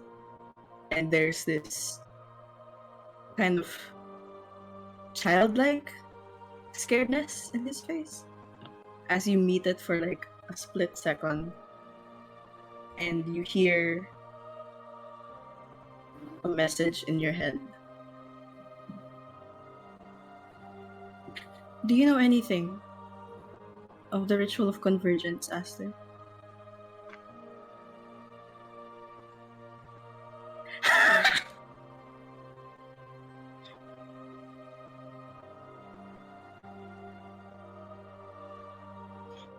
Ugh. And this is a new one. At least hears something in his head. In his head only. Yeah, that is how it works. No. No. He's a little bit relieved when you say that. And then he opens his mouth for the next thing. Can I talk to you alone later? Yes. Yes, sure. Thank you. Okay.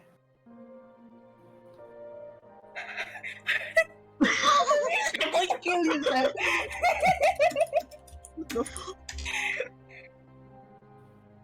Later then.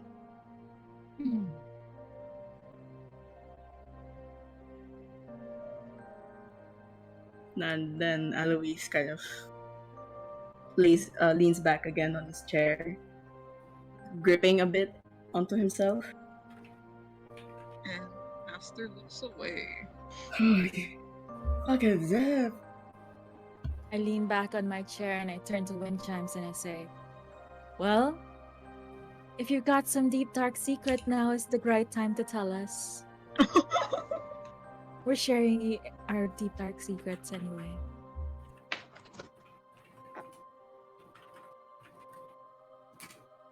I am curious. Oh my Wind Chimes, would it be alright if I sent you a message in your head? Would you be able to reply freely? I don't know. Would I? Yeah, I know. I mean, message entails that you can reply, I think. Yeah, message says that you can reply. And can Oh. reply in a whisper. How though? Like, will Wind Chimes have his own voice?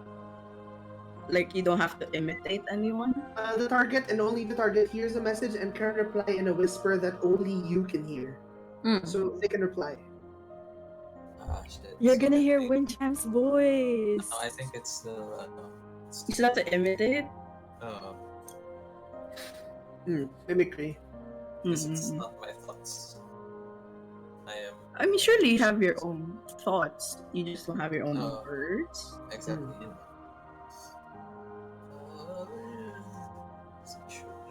Oh, I'm scared. Google, can Kenkus use? What is the DM decision? No, I would allow Wind Chimes to talk in his thoughts to Eloise. Yeah. That's So you can speak freely if you want. That's scary. Yeah, I've been sending out DMs to the players, just provoking them. All but one. All but one player has received a DM today. 'Cause Which they- one? They might receive more than. No, just kidding. Oh my god. Oh my god. I did tell you to be prepared. Oh, yeah, I am prepared. I'm not. So, Wind Chimes, would you like to try it out? I guess so. You hear a message in your head, Wind Chimes, and it's Aloise's voice. Okay, I'm afraid. If ever you need to say something freely, you could just let me know. Now you can reply. How does Wind Chimes sound like? Actual Yeah. Chimes? Yeah. What are Wind I don't Chimes' know. thoughts like? We put you on the spot. Welcome to D&D. Ooh, let's go.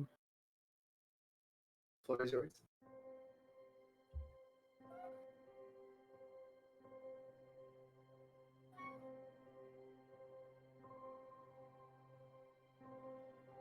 Dude, fuck, I don't know.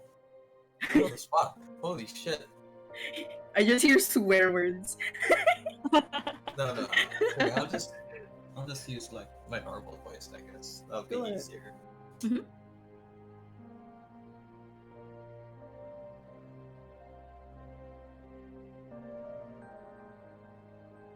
Mas nagamit ko na rin naman.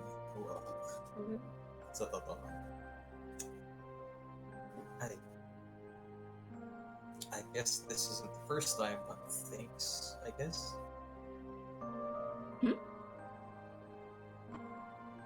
What did you say? I was. Oh shit, though. Yeah. I guess this isn't the first time, but thanks, I guess. And for like a little bit, Aloise kind of like perks up. I think it works. At least, if you have anything important to say, just let me know. And he kind of looks into his component pouch and like, oops. Perhaps a limited number of times. I'm running a little bit low. I reach into my bag and I toss you one component pouch because I have 3. Thank you, Mirin. You're welcome.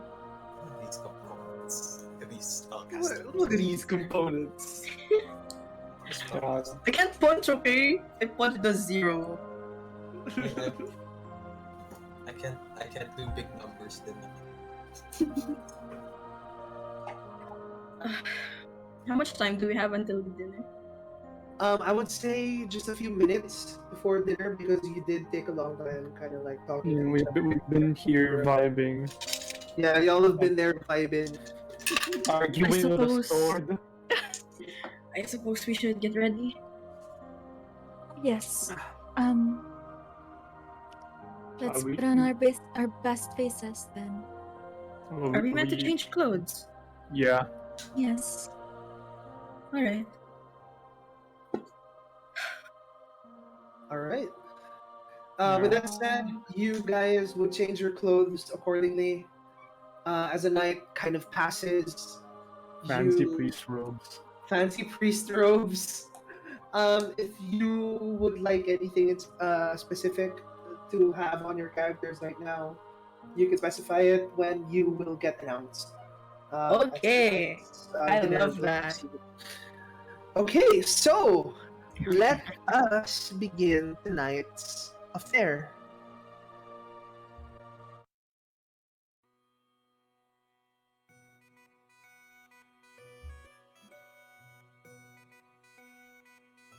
You see, as the night goes deeper, you hear a knock on your door. Yes? Are y'all ready?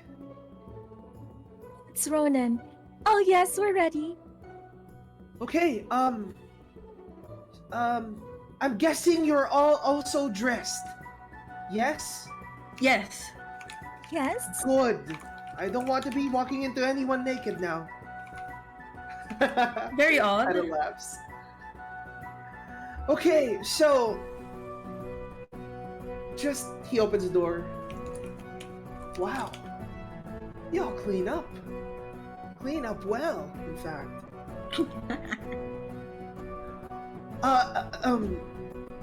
Anyways, is everyone ready? Yes.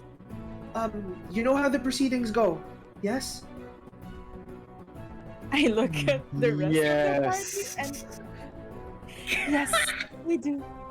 Good. This is a little bit informal, so you know nothing is too strict. Just practice run for us, I guess. Everyone, follow me. I, like, follow him in like the most nerve-wracking manner possible, where I just feel like I just walk like I'm in the military. I'm not used. Hayden is not used to formal events. He's just soldier boy, you know. Soldier boy. Soldier boy, you know. Soldier boy. Yes, soldier boy. Okay. I walk up to Hayden and I touch you on the elbow and I say, Remember to breathe. How many are we? I glance before we enter. Can I glance over at Aster the wind chimes, and I tell them, "Good luck, all right?" And I give them bardic inspiration. Can I do that? Why? Sure. Of course. You bolster them up with a little bit of like word of advice. Nobles, people with a noble background get advantage on these rolls that we're gonna have tonight. But people who have the poor or less background will have disadvantage on these rolls. Poor or less? Poor or less. I'm like, what the fuck? No, What fuck do you did I find put if on my you're face? poor or less? The real enemy is capitalism. it The is. definitely mulligan social effect. class. Social It classes. is. What the hell is my social class? What is my social class? Fuck, I have the hermit background. Oh, no wind chimes. I got the acolyte background. I'm just a priest, man. You have a D8.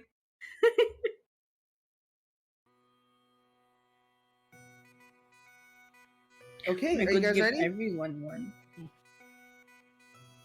Is everyone ready? Yes. I guess. Spade and Blaze kind of like reconvene with you guys as the evening starts. Oh, One Spade. by one. Yes. Oh, how do they look? They look okay to the eye. They are wearing Spade's wearing Nick's fancier clothes. Fancy clothes. Yeah. And Blaze is just wearing a prim and proper version of his robes right now. He does look a little bit decent um, because of the Because- magic that it has. Like the his robes are still like kind of viewed with magic. So as you all enter into the hall, you hear people people kind of like clamoring on the inside, and as you kind of peek in, you see that a few guards are there, and a few maidservants are also there. So no other guests except for you. You hear announcing the guests of honor. First, Citizen Doctor, Sir Windchimes. Oh my god. Windchimes, how do you enter? Please describe how you look and how you present yourself. Go in chimes. So, Sigurd, I think Wind Chimes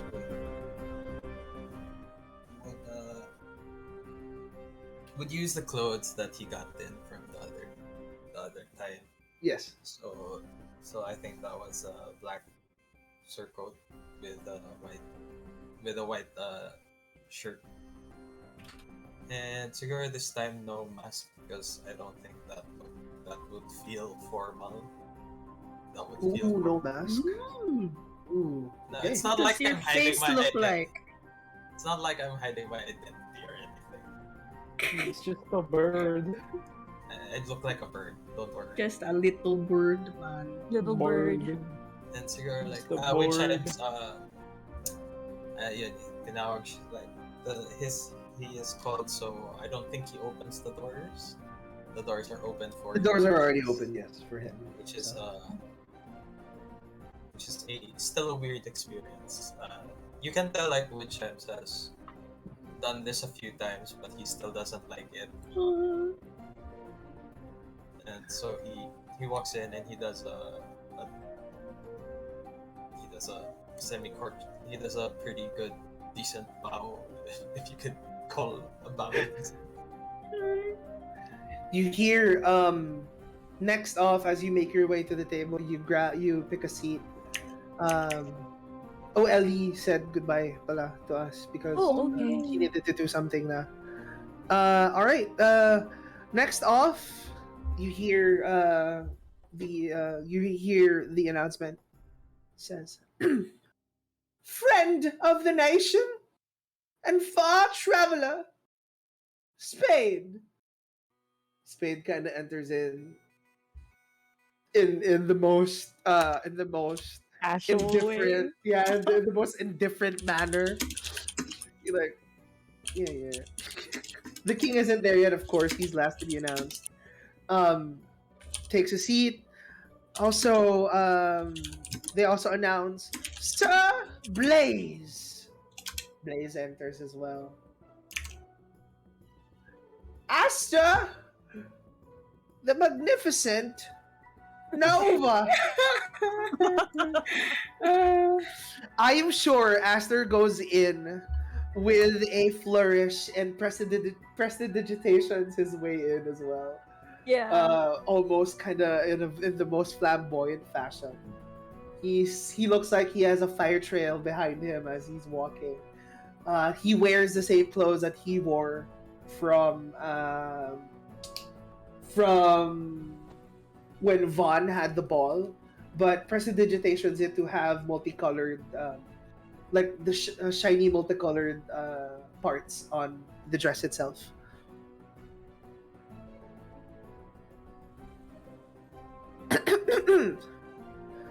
Priest of Zevian, His Holiness Hayden Za.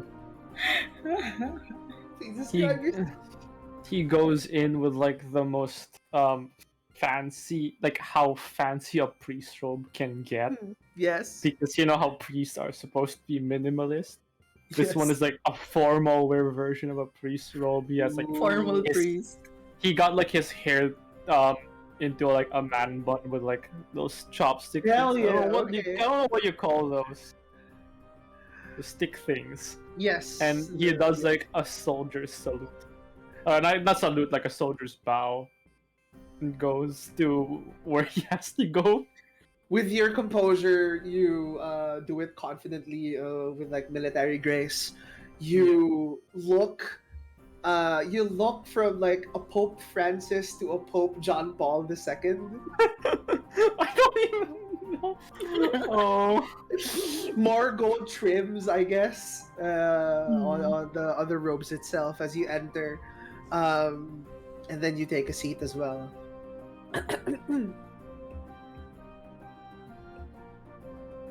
Of the Agnazath noble family, Princess Mirren Agnazath. I go in. I'm wearing the clothes that I got for the party before in Triskeen. I believe it's a red dress Yes. that's fit for a princess. I don't bow. I don't curtsy because the king is not yet there. So I just enter as regally as possible. A little swirl of the skirt. Hell yeah. Okay. And I just goes directly to my seat. I stand before. I stand because the king's not there. the red of your dress kind of Everyone contrasts stand with up. the blue waviness of your hair. You see Spade kind of seeing you still standing up. She stands up as well. Also, Blaze kind of like follows suit. Wind Chimes and Hayden, do you guys stand up as well? Yeah. Standing back up. Oh my Uh, Oh god. shit. you see, as Mirren takes her place, Sovereign and of the great ancestors of this nation, one of 3 Twilight siblings, the great Alois Larenthal. And as Alois is announced, there's like this elegant smile on his face as he steps in. Oh, it's time to describe him. His hair is pulled up in this high ponytail and it flows to his back. And right now, his robes are of a white, almost light blue kind of tint instead of his normal dark attire. And it kind of flows a little bit at the back like a cape. And yes, the only thing that seems to be out of place in his almost white and gold attire is a black little bracelet on his wrist. I remember I have that. Hell yes, okay. As you enter, everyone still kind of is standing up. Friend of the nation, King of the free men,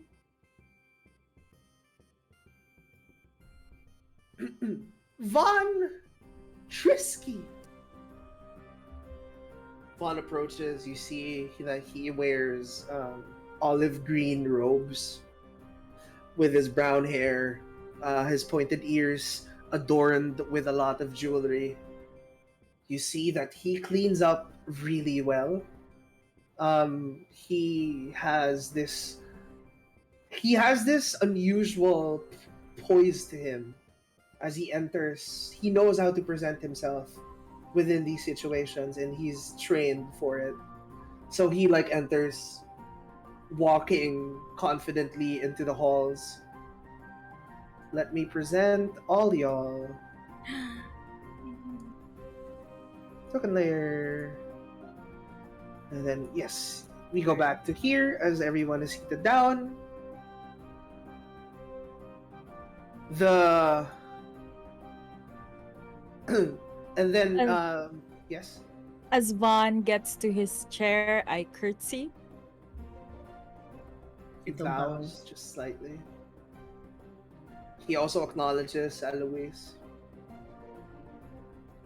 Moves forward to the table, to the table, gets his seat, continues to stand. The revelry kind of goes into a respectful halt.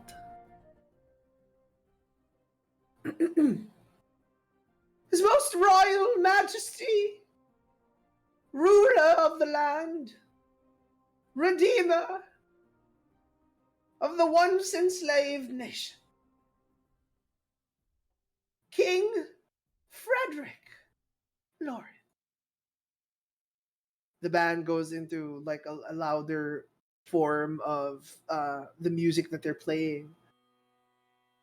They start to it takes a while before he goes in, but as he goes in, he's wearing jet black robes adorned with the finest gold inlaid jewelry. You see like jewel that's made out of carved and polished tourmaline adorn his cape.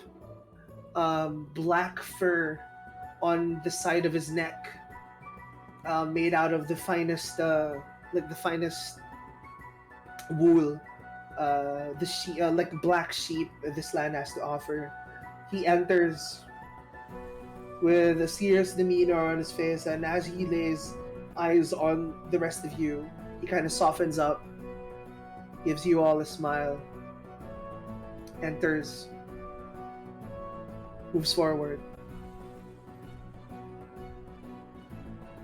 He goes into the topmost seat, ushers everyone, acknowledges everyone actually, kind of bows. Curtsy again. And then he sits down first. Someone pulls his seat out for him as everyone kind of gets their seat pulled out as well. He sits down first, and he ushers everyone to, please, take your seats. Yes. As he gestures, that's when Alois starts to sit down. Yep. Same. Okay. You see the head chef from before, carries a confidence with her as well, because earlier she was a little bit shy with like telling you the preview of the menu, but you realize that as she begins to speak the menu, she completely changed it from because she was kind of inspired looking at you all. You see, our menu for tonight will consist of more various courses, each and every one selected and handpicked to please each and every palate that we have. For our starters,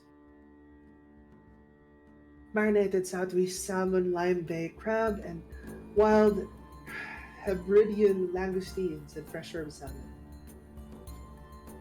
served right in front of all of you, as everyone kind of like is served accordingly. Everyone, please make me an intelligence saving throw. Saving throw. Saving throw. That's a 12. I don't know why it rolled twice. Okay.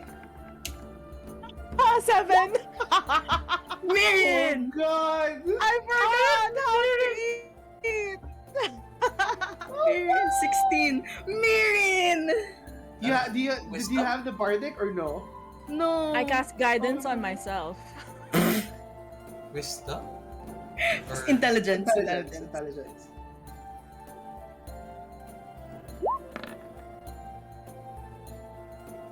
Oh, sakto. Sakto. Sakto. Oh god, let's go. Oh, this is horrible. Whew. You see as Mirren kind of, because she's kind of like looking after everyone else, she kind of fumbles with the fork selection and kind of.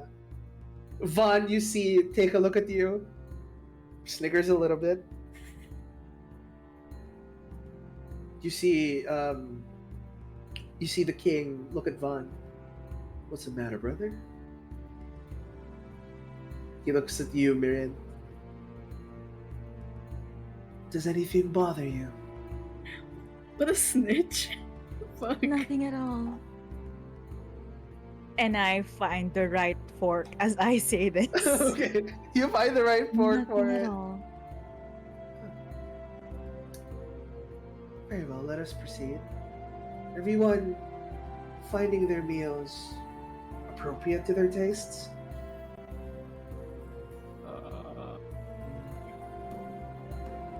It is delectable, my lord. Any others? Alois is like taking little bites with his food, little portions, and he settles down when the question is asked, and he's like, "It's delectable. It's wonderful." Of course. Thank you. Let's move on to the next course, shall we? Yes, we shall.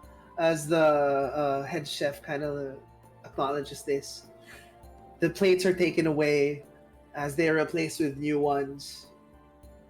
You hear the chef announce, Northern May selected organic lamb, and High Grove spring vegetables, and asparagus, royal potatoes, and sauce Windsor for the main course.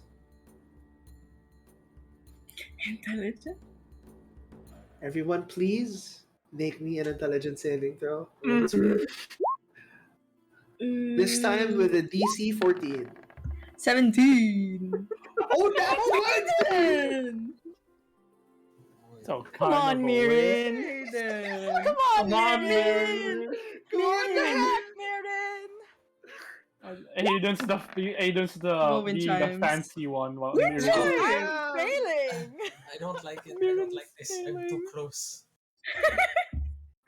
You're barely making it with chimes. You can do it. As everyone kind of like. Oh my god, As everyone dines, Henry! I'm sorry, please go on. I'm gonna you fix hear that. you hear a goblet kind of like fall into into the table. Vaughn kind of like has his eyes kind of like spring up. I am mortified. I am fucking mortified. This has never happened to me before, and I fucking hate it. Vaughn now asks, "Are you okay?" Perfectly fine, my lord. Did anything happen while we were gone? In my head, I'm still thinking about the emissary. Yes. I'm still like, how can I fight this dude? You're kind of the one who Eventually. talked to him the most. Yeah. Yeah. So that would make sense. The dice kind of knows, I guess. Hmm. And the king starts to converse. So, with the Egnazaths staying safe in their home, do you guys have any plans for the future? Expansion, perhaps? I have never heard talk of expansion, my lord. You find yourselves in a comfortable position? Comfortable enough. That's nice. I've heard a lot of tales from when I was young about the Sea of Egnaz and how majestic the Pearl Citadel is. Perhaps you could delight us with a story from when you were young. It's hard to think of an appropriate story because I never really lived in the Pearl Citadel when I was younger. Yes. Hmm.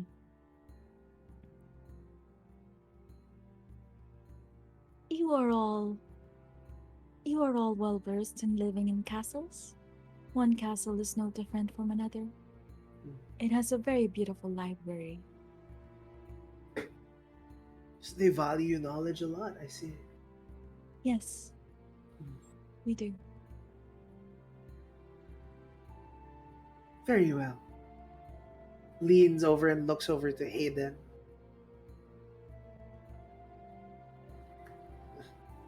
Tell us about your priestly duties. We here at Lauren are open to all religion. So please enlighten us. What is, give us sage wisdom that we can take to our hearts. God. I'm trying to think. The player is trying to think. Sage wisdom.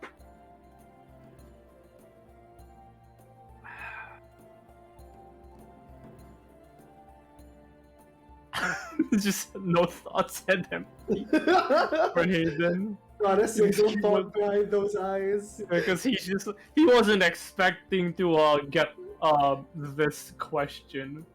This is like- just dinner pleasantries for him. It's like, you know, just preaching when I can.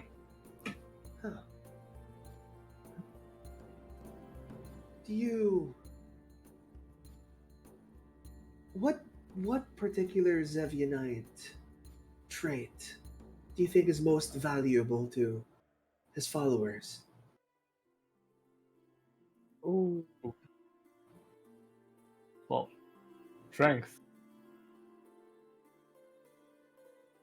He's like anticipating more. Like, You know, He knows. since it's all about strength. Of course. What is strength if not a good foundation for leadership? Yes? More like a good, you know, something you need to use in order to protect those weaker than you. This is why you're the priest, not me. God. That's good. Would anyone like dessert?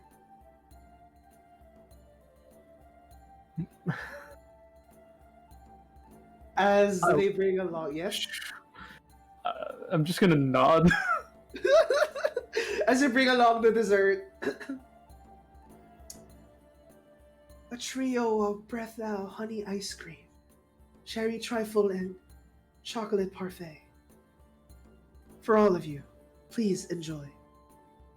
brings it over to each and every table. You see that the chocolate ice cream is the chocolate parfait is kind of glistening with you know those like gold fancy like paper gold that you put on top just to make it even yeah. fancier. Yeah. Yeah. And like you see also like golden rock salt on top with caramel kind of drizzling down on the side. It's not exactly chocolate, but more on the darker side, with a mix of some ice cream are a little bit some ice cream are dark gray, kind of like mascarpone butter charcoal ice cream. You see as it's ushered towards you. Everyone, please make me the final intelligence save for this evening. I'm gonna fail, dude. I'm gonna like knock over this parfait. I feel this one. Oh dear. My head was like just caught off guard with the Six. question. Well, I'm still caught off guard by the I'm still question. caught off guard with the questions. I clink my spoon Yeah. on the bottle on the parfait glass, and Mhm. I freeze because that's just not good. Yeah, it's kind of king, and then like everyone kind of like the guards from behind kind of like you see Vaughn also, but it's also accentuated by Aloise kind of doing the same thing with Oh like no. hum. You're muted, Mike. Oh yeah, oh no. What I said earlier was Oh, that there you go. he really likes sweets, so this can be explained. Yes. Okay, and Hayden with like the baffled with the questions from earlier, just kind of like takes the cup by hand, and that's not even like, that's not allowed. You have to like use your spoon to get He it. just drinks the ice cream. But Wind Chimes does it perfectly. Oh, wind chimes, my best student. The star student of the night, Wind Chimes. Um, as the ruckus starts, the king kind of like, well, it's a good thing that this is just a test run, isn't it? Oh my god. Indeed. Aloise's Ah. face is like a little flustered. And it's like, I tend to forget myself in front of sweets. My bad. He That just eats wasn't a bit more. recorded in the books, but all the more knowledge. He goes back to eating. How did you like the violin? Oh, Aloise kind of like perks back up. It's like it's really wonderful that you managed to keep it, and it's still playable. Vaughn is the one that brought it in. We kept the room for the sheets. But Vaughn is the one who delivered the violin here. He looks over to Vaughn. May I ask why you kept it? Um, my mother always kept it for me when I was young. She told me that she told me that I was blessed by you, and keeping it was some sort of a good luck charm for me. Now that I've actually seen you, I guess luck isn't needed anymore, isn't it?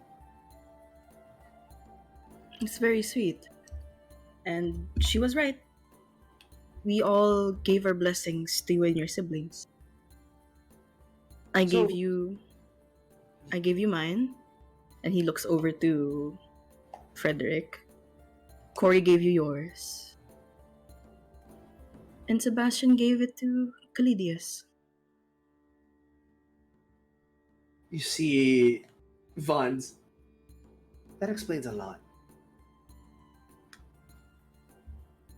Does he act like my brother? Ah. Um.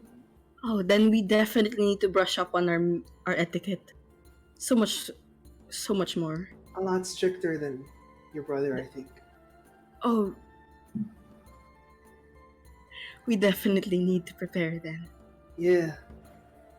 You see, Frederick kinda. Yeah, he's that sort of big brother. Wind chimes. Go in, James. You've aided a lot of the people here.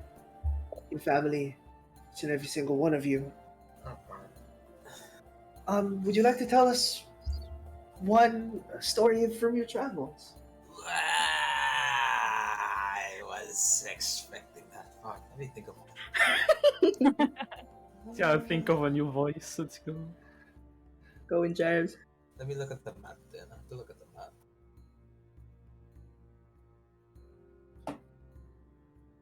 Because I've heard that you guys didn't select those that you would heal. You didn't show any prejudice to those who needed help. Admirable. But also very dangerous. Right?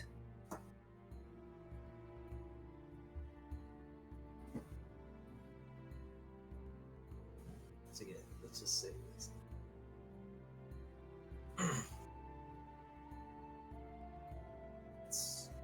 it's all for the cause, the greater good. Was there any instance where you felt afraid? Because you did encounter the Crimson Dawn from before. Healing the injured from there, from what I've heard. What? You didn't think to tell us this before?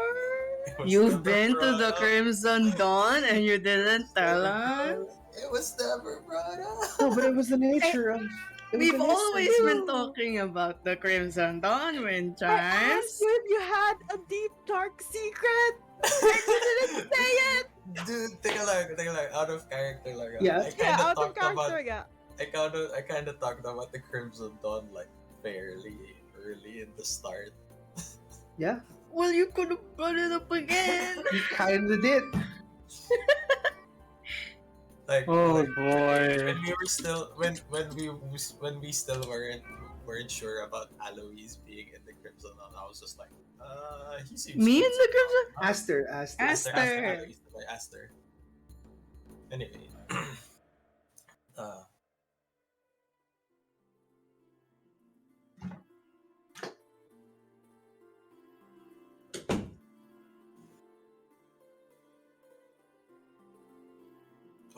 those people.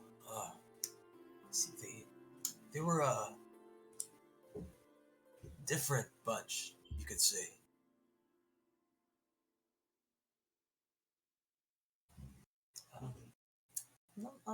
Not like they were like overtly scary or terrifying or whatever. It's just they have this vibe, you could say, about them. Y'all showed such compassion without prejudice. Even though a lot of them did a lot of things that were irredeemable by some other people's standards. But still, you cared for the sick. For their sick. In my book, that's not Oh, anything like to be... the beef with the king, apparently. Yeah, I mean, in my book, that's not to be alarmed like at all. It's admirable, in fact. You see each and every one as an equal.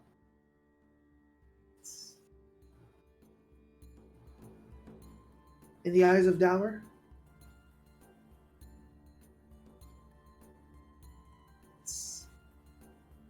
It's about helping the person as an individual, not as part of a collective, you could say. yes. And that is highly admirable of you. I'm curious as to how you guys got together. Cavern of Fear, not Flesh King. How did you all decide to go together into this journey? It was a whole lot of coincidence. Well, that's Perhaps fate played its part, if you believe in that. Maybe. Perhaps. Maybe the gods were acting purposefully for the good of all man. Kind of chuckles. Yeah. yeah, because we could totally save the world. I don't know. There's a lot of things in our plate, isn't it? I lot. was, yeah, I was just a random preacher in the countryside. I wasn't expecting Oh, this. where were you from? Let me get my notes. Hold on, I keep forgetting where I I'm live. getting my notes. Okay. I keep Oh, wait. forgetting where I live. It's like from just Zerail. Oh, the far countryside. Yeah, Um, very far near countries. near the Marauders Haven. You know, DM, I don't know what you're talking about. It is near the Marauders Okay. Haven. Don't worry. Yes, Okay, the player does not know what you're talking about. So it's okay. yeah. It's in the map, but like yes. Would I've heard a lot of stories about that, especially with stories about Miris Egnazath. Oh, he was a local legend in the town. They built a statue for him. Oof. Related to you by any chance? Looks at Miriam. Directly, my lord. He is my uncle. Your uncle has a statue. Small Yes. world? I Very suppose small so. world, you know. Your uncle's a big man, ain't he? I Oh, take what? that in. I'm like, yes, he is a great man. I wish to meet him someday. Knowing what Alois knows, he kind of gives like a little concerned look over to Mirren. Kind of like a little bit worried. Oh,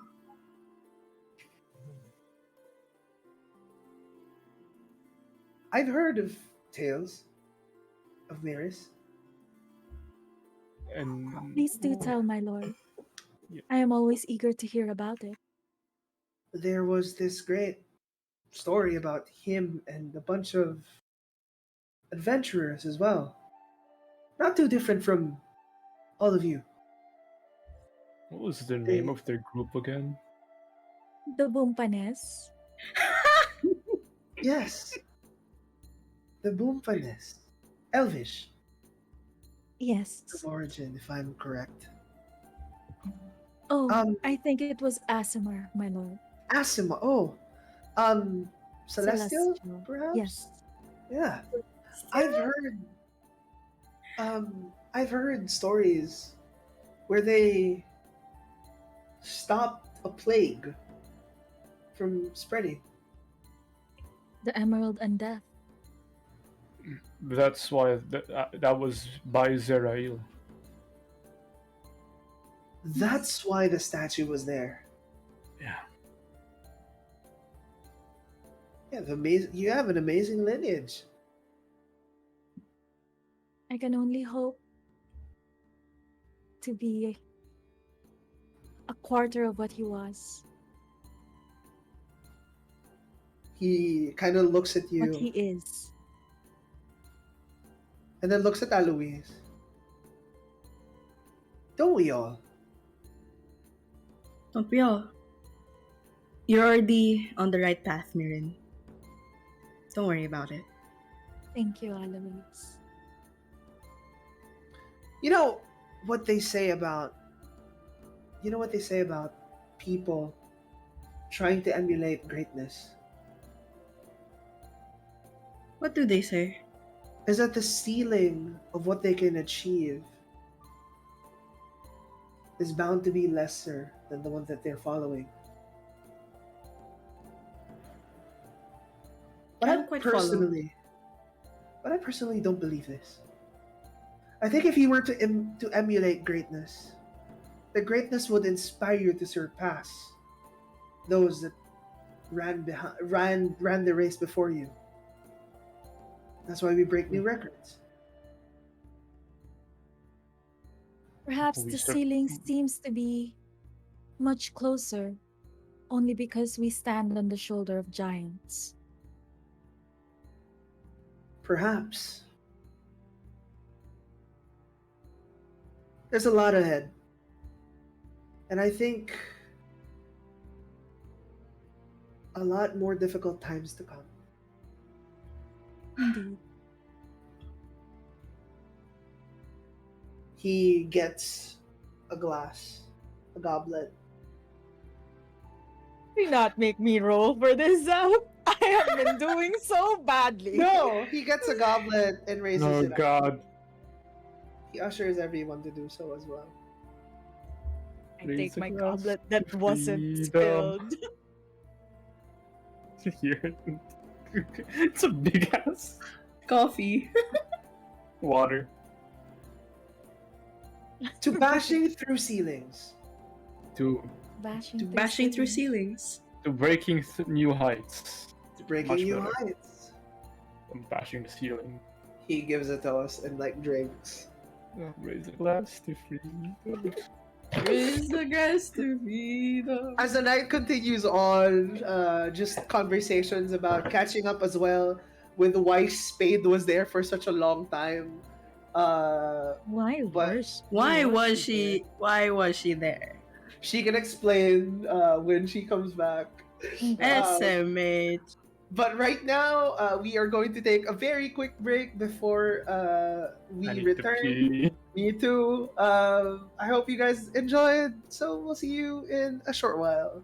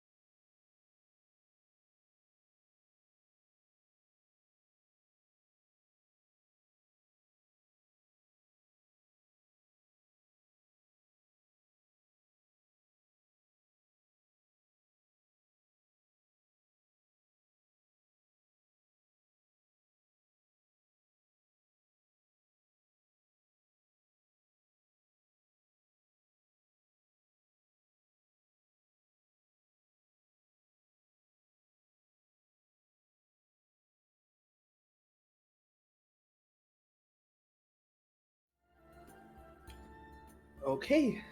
Hey everyone. Our Hello. 7-foot rats. 7-foot rats. 7-foot Rats. rat. Rats Rat. along your rats. Along your rats. Um, You call your rats. welcome back to our session for tonight. We are going to have all our players currently had the feast for the night as a practice run of what it feels like to be a noble within these times. As the night passes by, everyone rests quite peacefully, actually, um, as the night comes to a close. Early in the Um, morning, yes? could I have talked to Vaughn? Oh, sure, okay. Yeah. We shall do that first, if you want. Okay. It's just Okay. a quick I go up to him as we exit the banquet hall, and Okay. I say, Your Highness, my Yes. apologies. I was not at my best earlier. It's perfectly fine. It did not seem perfectly fine. You were snickering. But that is not why I came. It's because I was reminded of myself all the time. I would always mess up in those things. Yes, I would imagine so. But, um, about the emissary, Okay. we learned a lot of things about him. When did he first arrive in the Cavern of Fear? When did it start? A lot of the miners discovered the from within the caverns. They discovered the shrine inside, and when they did, it kind of plagued the land ever since. And no one summoned him. It just happened. I don't think so. I don't think no one summoned it. If there would have been, it would have been blatantly obvious, as because it would have went beyond the cave itself, I guess. Has this happened for years? A couple of years. I see. At the start, we didn't know what it was because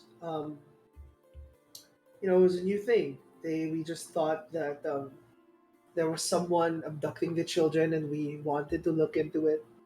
Um, children seem to go missing in the mines, and every time we sent a person there, the first few tries, it it led to no fruit. But and at the same time, sometimes the people that we sent there went missing as well. So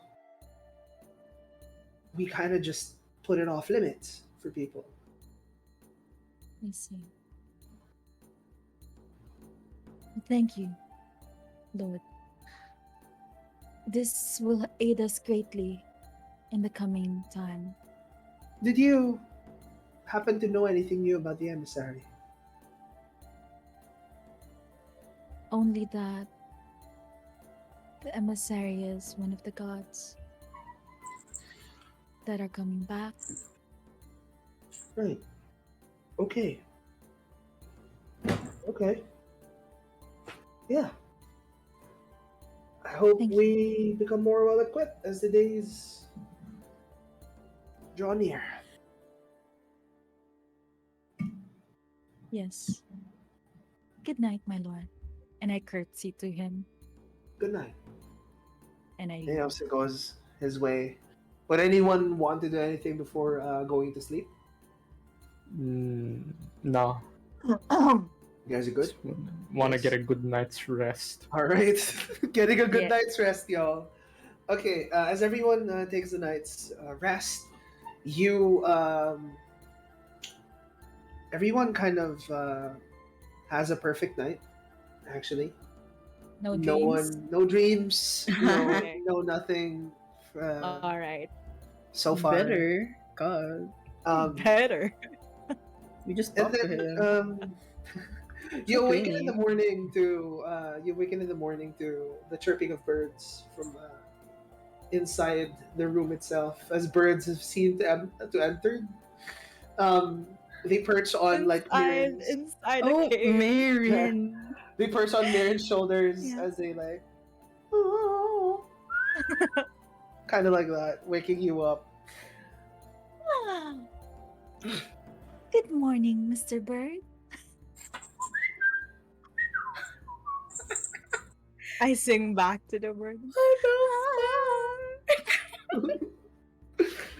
You see as the bird kind of like flutters off and like acknowledges you like a good morning and flies away. Because everyone is kind of waken up by this by the chirping of multiple birds as well. You hear a knock on the door. Yes? I know no one asked for it, but there was a wake up call because they're starting to prepare for embarking. Thank you very much, Ronan. All right. There's also they've also prepared supplies in your cabin, so if you need any like potions, anything else, it'll be there. Thank you. Okay. If you're ready, I guess please be ready in about 15 minutes. If that's okay. That's more than enough time. And then just go to the docks if you need to. All right.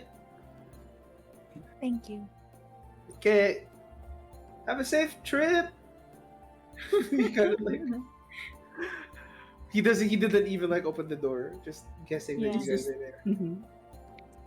So what would you guys like to do? We get ready. Oh, I Hmm. looked to the forgery that wind chimes made.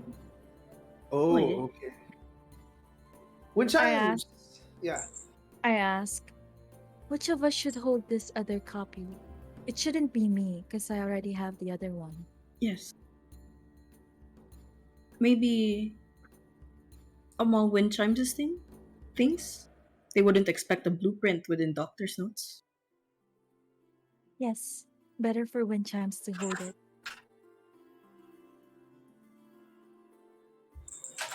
Wind chimes, you're gonna hold it. Yeah. I'll hold on to it, I guess. Okay.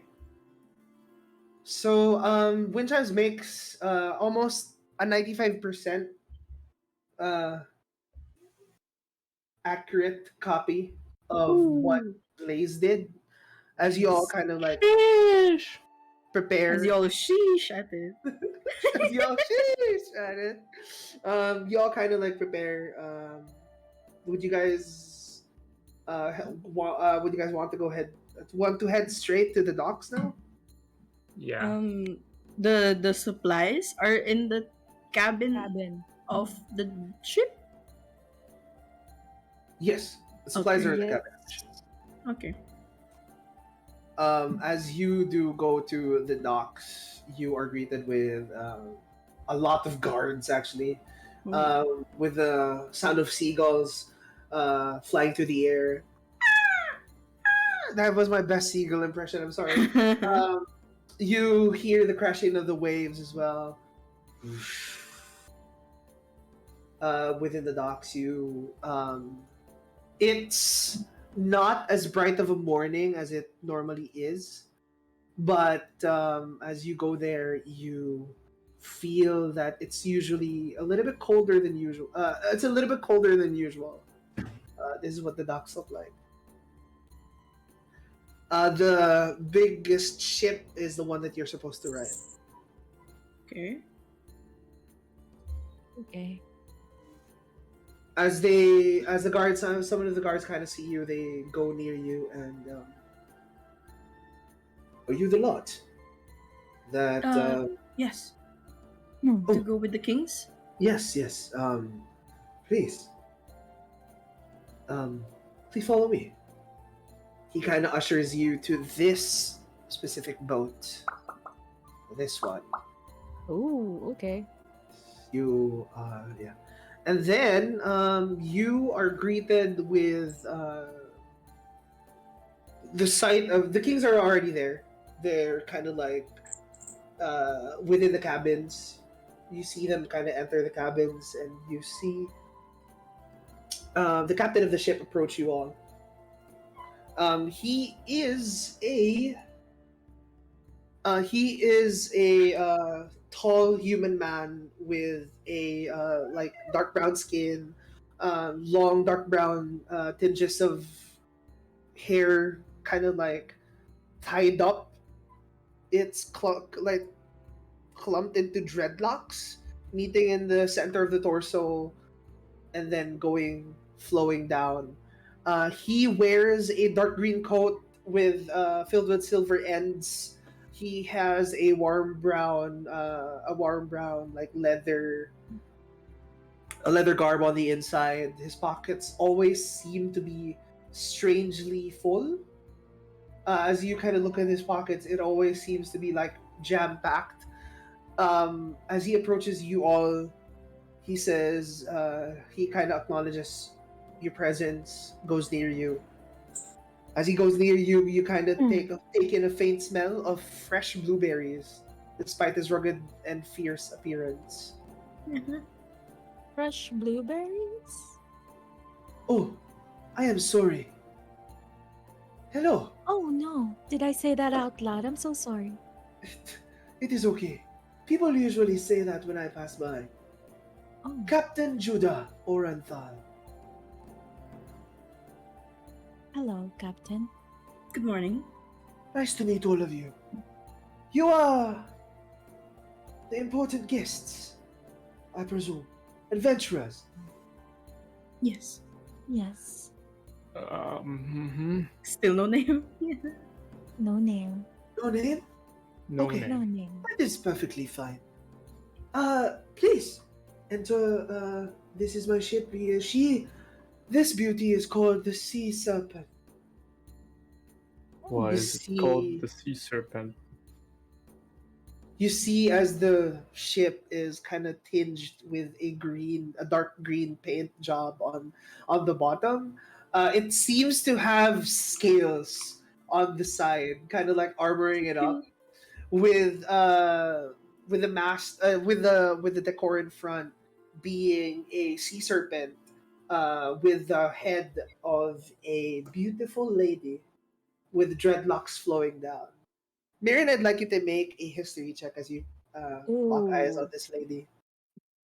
Probably nothing, because I've been rolling like ass. History. Go, Mirin. Oh, not bad. 17. With a 17, you recognize this head. Who is this She head? seems to be. I want you to make a guess with the way that the captain speaks on who this head is. Is this Anva? Shit. What? How do you know my wife? Oh, Who's Anfa again? shit. God, it's been so Who? long. Oh no. Oh, shit. Not necessarily, no. I just know her in passing. She is a. But you did mention her name. She never just gives her name to anyone, you know. Oh, shit. Yes. Are you guys close? I wouldn't say as much. She has her duties right now. Currently residing in Hollowport. Oh. Yep, I know. Do you have Oh, I remember who it is now. Oh my god. Do you have contact with her? Of course. She is my wife. Even When now. was the last time that you talked to her? A few months ago. Last Okay. letter I received was a kind of cryptic letter. Kind of wishing me well Let's go. and wishing me safe travels. What But then, did it say? and we don't usually say I love you in the end, but she did say I love you in the end. Oh god! Yeah. I'm clueless. I'm thinking. If she was in Hollow, I go whisper to me. Should we Yeah. tell him? I don't think I can. Well, please meet every single person in the crew. This is First Mate Arden Gromstal. You see a gnome kind of like with a lot of gadgets in his hands. He seems to be running towards you, and he stops just in front of you. He has dark blue hair tied up into a fish braid. He has a brown leather coat with a whole bunch of parchment and knickknacks. He has a very large cloth bag where he keeps all of them. His face has a bulbous nose that accentuates the mole on top of the bridge of his nose. He has olive skin, has kind of like a. He talks to you guys. Pleasure to meet you all. Morning. Good morning. First time sailing? Not for me. Is it? I don't think so. No, it's Yeah, not. No. Oh, okay, perfect. No. Please make yourselves at home. Although, the seas can be quite a challenge for all of us. So keep up your guard. Yes. Judah also kind of, and these are our cannoneers, Christ and Prim. You see two halfling twins, kind of scruff and gruff. They're both Is that their name? Christ and Prim. Yeah, Christ and Prim. They both are very baby faced, but super but their skin kind of tarnished with all the grease and all the freaking soot that comes out of the black powder from the cannons. Chris, the only distinguishing factor that they have between them, because they are twins, is that Chris has green hair and Prim has pink hair. They both wear. Wanda. They both have cloth shirts with a lot of belts in the torso region. She also they also have like a various amount of like firearms and the stick that you use to light the wick of the cannon ablaze. Hey there, it's me, Christ. You see also like spring from behind, and me, Prim. Nice to meet you. Good morning. Good morning. You guys seem to be. You guys seem very unique. What do you mean? We're always like this. It's just, this is how we always look. You know, Yeah, this is how we always look. you have enough firearms to give to a small army. Yup. Would you like one? A firearm. No, You can never be too equipped for battle.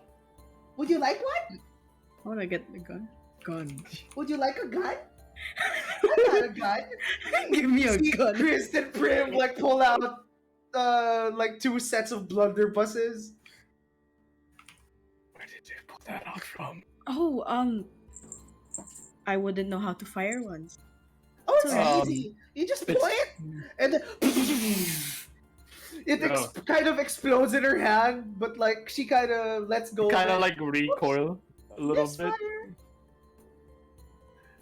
But that's okay. These guns are perfectly safe. She puts it back into her person as she like, right, Prim? I'm Chris. What do you mean? You're Prim. I'm Prim. Yeah, guns are not my style. They I are don't know what's for. quite a handful, but very reliable in a cinch. Our enforcer, Lomac. You see, from behind you, a huge Goliath man with a bald head and like chubby cheeks. Hello, Good morning. Heidi. Hmm. Yes, Very small, yes. we are. Ship fun. Everyone. Is it how fun? Big fun. Big fun. Big fun. Red hair. Which one? Big man. Arm wrestle? Perhaps Sure. not in this morning. Hayden. Okay, fine. No. We do need to later. board the ship. Yes. And last but not least, Warwick Greenhorn. You see on top of the crow's nest up top. Mm. I'm sorry, I can't go down now.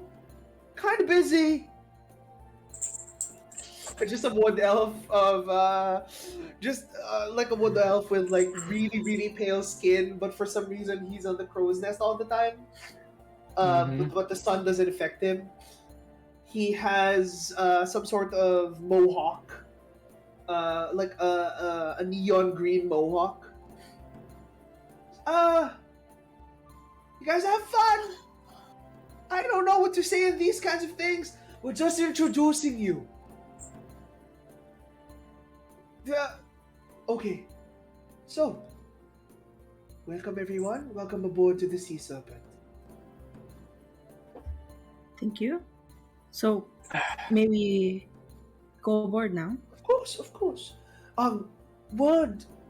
May I have a word with you all, please, before you board the ship? Of course. A lot Sure. of my crew will be busy manning the ship all throughout.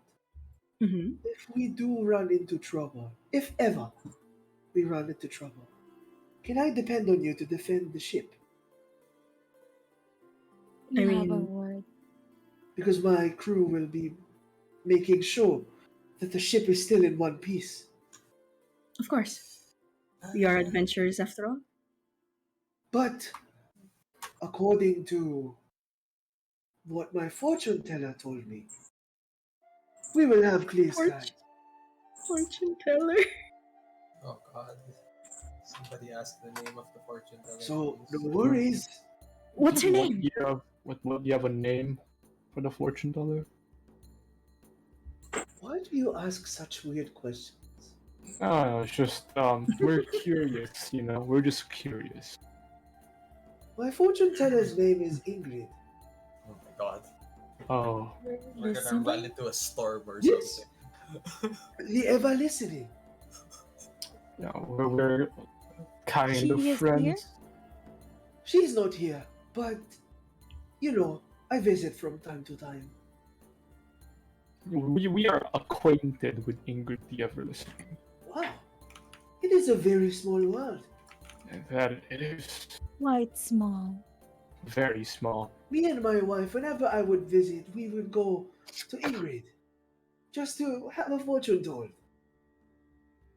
Mm-hmm. Okay. Mhm. So, thank you for agreeing to defend the ship. Please, hop on board. The moment I hop on board, I just give him a pat on the back. Look, He kind of looks at you. Why is this man patting me on the back? sorry, buddy. I'm sorry. When we get on the ship, Alois kind of has like this doe-eyed look on his face. Well, what's with the Ingrid? Is she a good fortune teller? Too good. Approximately. Too good. What does that mean, Mirren? She has an approximate knowledge of things. So It's she very kind of weird. guesses a little close to what it is. So perhaps we aren't having clear skies? We Yes, might have clear perhaps. skies. It's just you know, it's an approximate. As soon as everyone safely boards the ship with all the supplies and stuff, you hear the captain say, "Raise the anchor!" And then you see Big Man, Lormac. Big man. Big Man Lormac, single-handedly Lormac. turn the anchor thing. Big boy. He Big he man. like spins it all by himself, seeing that it's like fairly easy for him. How are the skies, Warwick? It's all clear. We're good to go. Drop the sails. As Chris and Prim kind of like loosen the ropes, the sails drop as the ship moves. Clear skies. As you hear the seagulls kind of like pass you by. Is anyone seasick? No. I don't think I would be. So. That I is love good. the sea. With Chimes raises his hand. Windchime! God. Wind chime! No, Oh, the bird yeah. is in the water. All done. Yes? Give him one of your little, pellet things. Ooh! Okay! Oh my god. You see Arden like run towards you. What the hell is that? Oh my He god. reaches to you like one golden pellet. Holy shit, what is this? Why does it feel a little racist to give a pellet to a Kenku? We give pellets to everyone, lady. What do you mean? No, I just asked this to Alois like in a whisper. Okay. It does feel like it. A little bit. A little bit. It's scientifically proven. Would you like to check it out first? Would you like the He's a medicine doctor check, Chris? after all. Fuck. I would like to Who maybe. gives a I would like to maybe, I guess. It's white flower. maybe? I would like to. Okay, so you know what that Oh my means. god. You my know what that God. means. Buti patapos na. What does that mean, Oh, God. Windchimes? It seems safe. Disadvantage. Because I'm seasick. It seems safe to consume. Seems safe. Seems safe. Here you go. Are you? Is this work? Does this Of work? course it's perfectly safe. Why would I give it to you? If it's not safe. How about we take it at the same time? But I'm not seasick. I don't know. I'm not sure if I should be following. If I should be eating. Here, He puts it on your hand. do whatever you like. When you feel like vomiting, take one. You know? It's in your hands. Times. Oh my god. I just can't do it with Okay. The Um, distrust. As the boat rocks, I mean, the ship kind of rocks. The waves kind of get stronger. What? Windchimes, eat the thing! Just eat the thing. Medicine. Eat the thing, Windchimes. Just take the medicine. You, with a passive perception of 16, both Alois and Mirren hear Captain say, "Adan, didn't Ingrid say that there would be clear skies today?" "Yeah." Oh no. Whatever. Uh, "Why are the waves getting stronger and stronger?" Curious. "Hey, Warwick! What do you see?" You hear him just say, And I would like everyone to make me a perception check, please. Sure. Oh.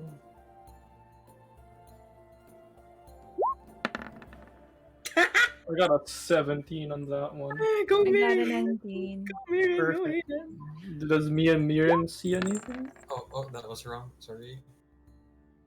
The first one though, it's 11. It's 11. Okay. With the 17 and the 19 that you guys have, you start to feel something. You see from the distance, the sky kind of darkening up. God damn it. Okay. Well, As- she did approximately say that it had clear skies. I'm pretty sure it was clear skies when we started sailing. Yes. As you kind of like go near it, because it is the route that you need to take, you see that the clouds get thicker and thicker, almost obscuring the view of the rest of the ships that are traveling with you. Can I make Oh. an arcana or a religion check to see Would you if this like to? is like yes. Can I roll a religion check to see if this Would is you a like to? Deviant thing? Yes. Go ahead. Serbian thing. Let me James would like check. to take the medicine. I'll, Please. I'll do Okay. religion as well. I chose religion. Okay. Which is, as you start to like take in Just the the medicine, you start to feel like a warm sensation all over your body. It kind of feels like you drank something that's mentholated. My God. It kind of courses through the rest of your to the tips of your fingers and like the bottom of your toes. Kind of like feel like shivering. But as soon as you start to shiver, you start to notice that you don't feel sick anymore. Oh, Winchay. And then you will now have a 1d6 of extra health if ever we Ooh. go encounter something. If he says, If? as we are about to encounter something. With Yeah. a 21, Hayden, you start to see as the fog starts to build up all around the ship. As what seems to be lightning kind of crashes. Is it black lightning? You can't Yeah. tell just okay. yet. Oh, Okay. God. But as you journey further into this foggy array, you start to notice something odd.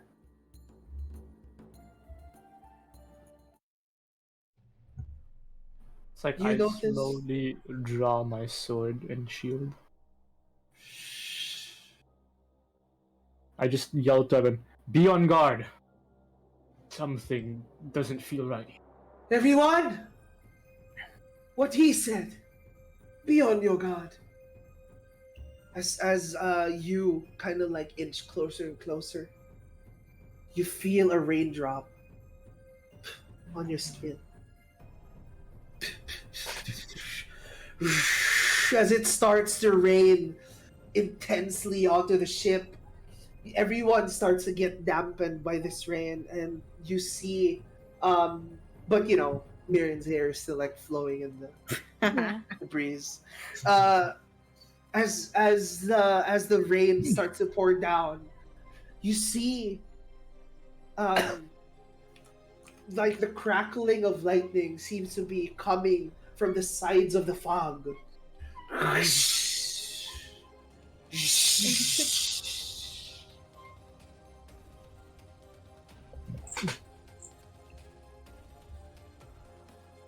So what's everyone doing right now? If lightning's about to strike us, I want to try and get my sword to absorb it so it doesn't damage the ship. That's so cool. Ooh. That's The so lightning seems to be contained in the fog, though, as it's Mhm. cackling, but like trailing through What? the pattern of the clouds on the side, and you do notice that the lightning is jet black. Oh, fuck! I Oh, do- I do God. tell I the- hate this. I tell them it's black. It's black Thunder. lightning. Captain, this isn't natural. A lightning bolt slowly creeps into the ship, and you can see this Hayden slowly but surely swirling towards the ship. Try to use my sword's passive on it, where we got absorb lightning. Okay. Hayden. The lightning starts to hit the tip of your blade. But as soon as it hits, it disperses. And in the blink of an eye, what is revealed to you are multiple creatures that have scales all over their body, fins sticking out, and two gigantic creatures with tentacles in their mouth. I'm way over here. Yes, with tentacles on their mouth and crab-like claws, trying to brace themselves for what's to come. What are those? I scream! I scream! Sahuagins! Yes, with the scream of Is this the Sahuagins. thing that I fought on my? Yes. You fuckers are back! with the screams, wailing, and the fog obscuring the view. This is where we will end today's session. Holy Let's out a war fuck. cry to divert the attention of the things that just boarded us to him. Oh, so these were the ones I was supposed to fight. You're With the supposed to what? tentacles in front. God. Crabman. And I hope everyone's present for the next session because We need all it. kind of need to be complete. We kinda need to all be here. What the balls? It's a pretty intense battle. What And the balls? With that said, this is where we'll end. Thank you for joining us. Announcements: we have a post Valentine's game on the 15th with It's a Tuesday. our very own Mirin Egdazath at the JC as our DM, with some new and some familiar faces with everyone joining. Would you guys like to say anything before we leave? Are we going to raid? Yes, we are. We should. I think Alright. that Aussie gamer is actually streaming right now. Oh yeah. We just Right, default right going now. to them. Yeah, That's right, they are our homies. Pay it forward. Okay, we're gonna begin to raid Dead Aussie Gamer. I hope all of you guys Follow- had fun with all the festivities and all the drop. the Follow. Lord follow. drops that happened. Alright. Bye, We're guys. getting into the thick of it. Follow prepare us. to raid. The thick of it. Subscribe. Goodbye. Bye bye.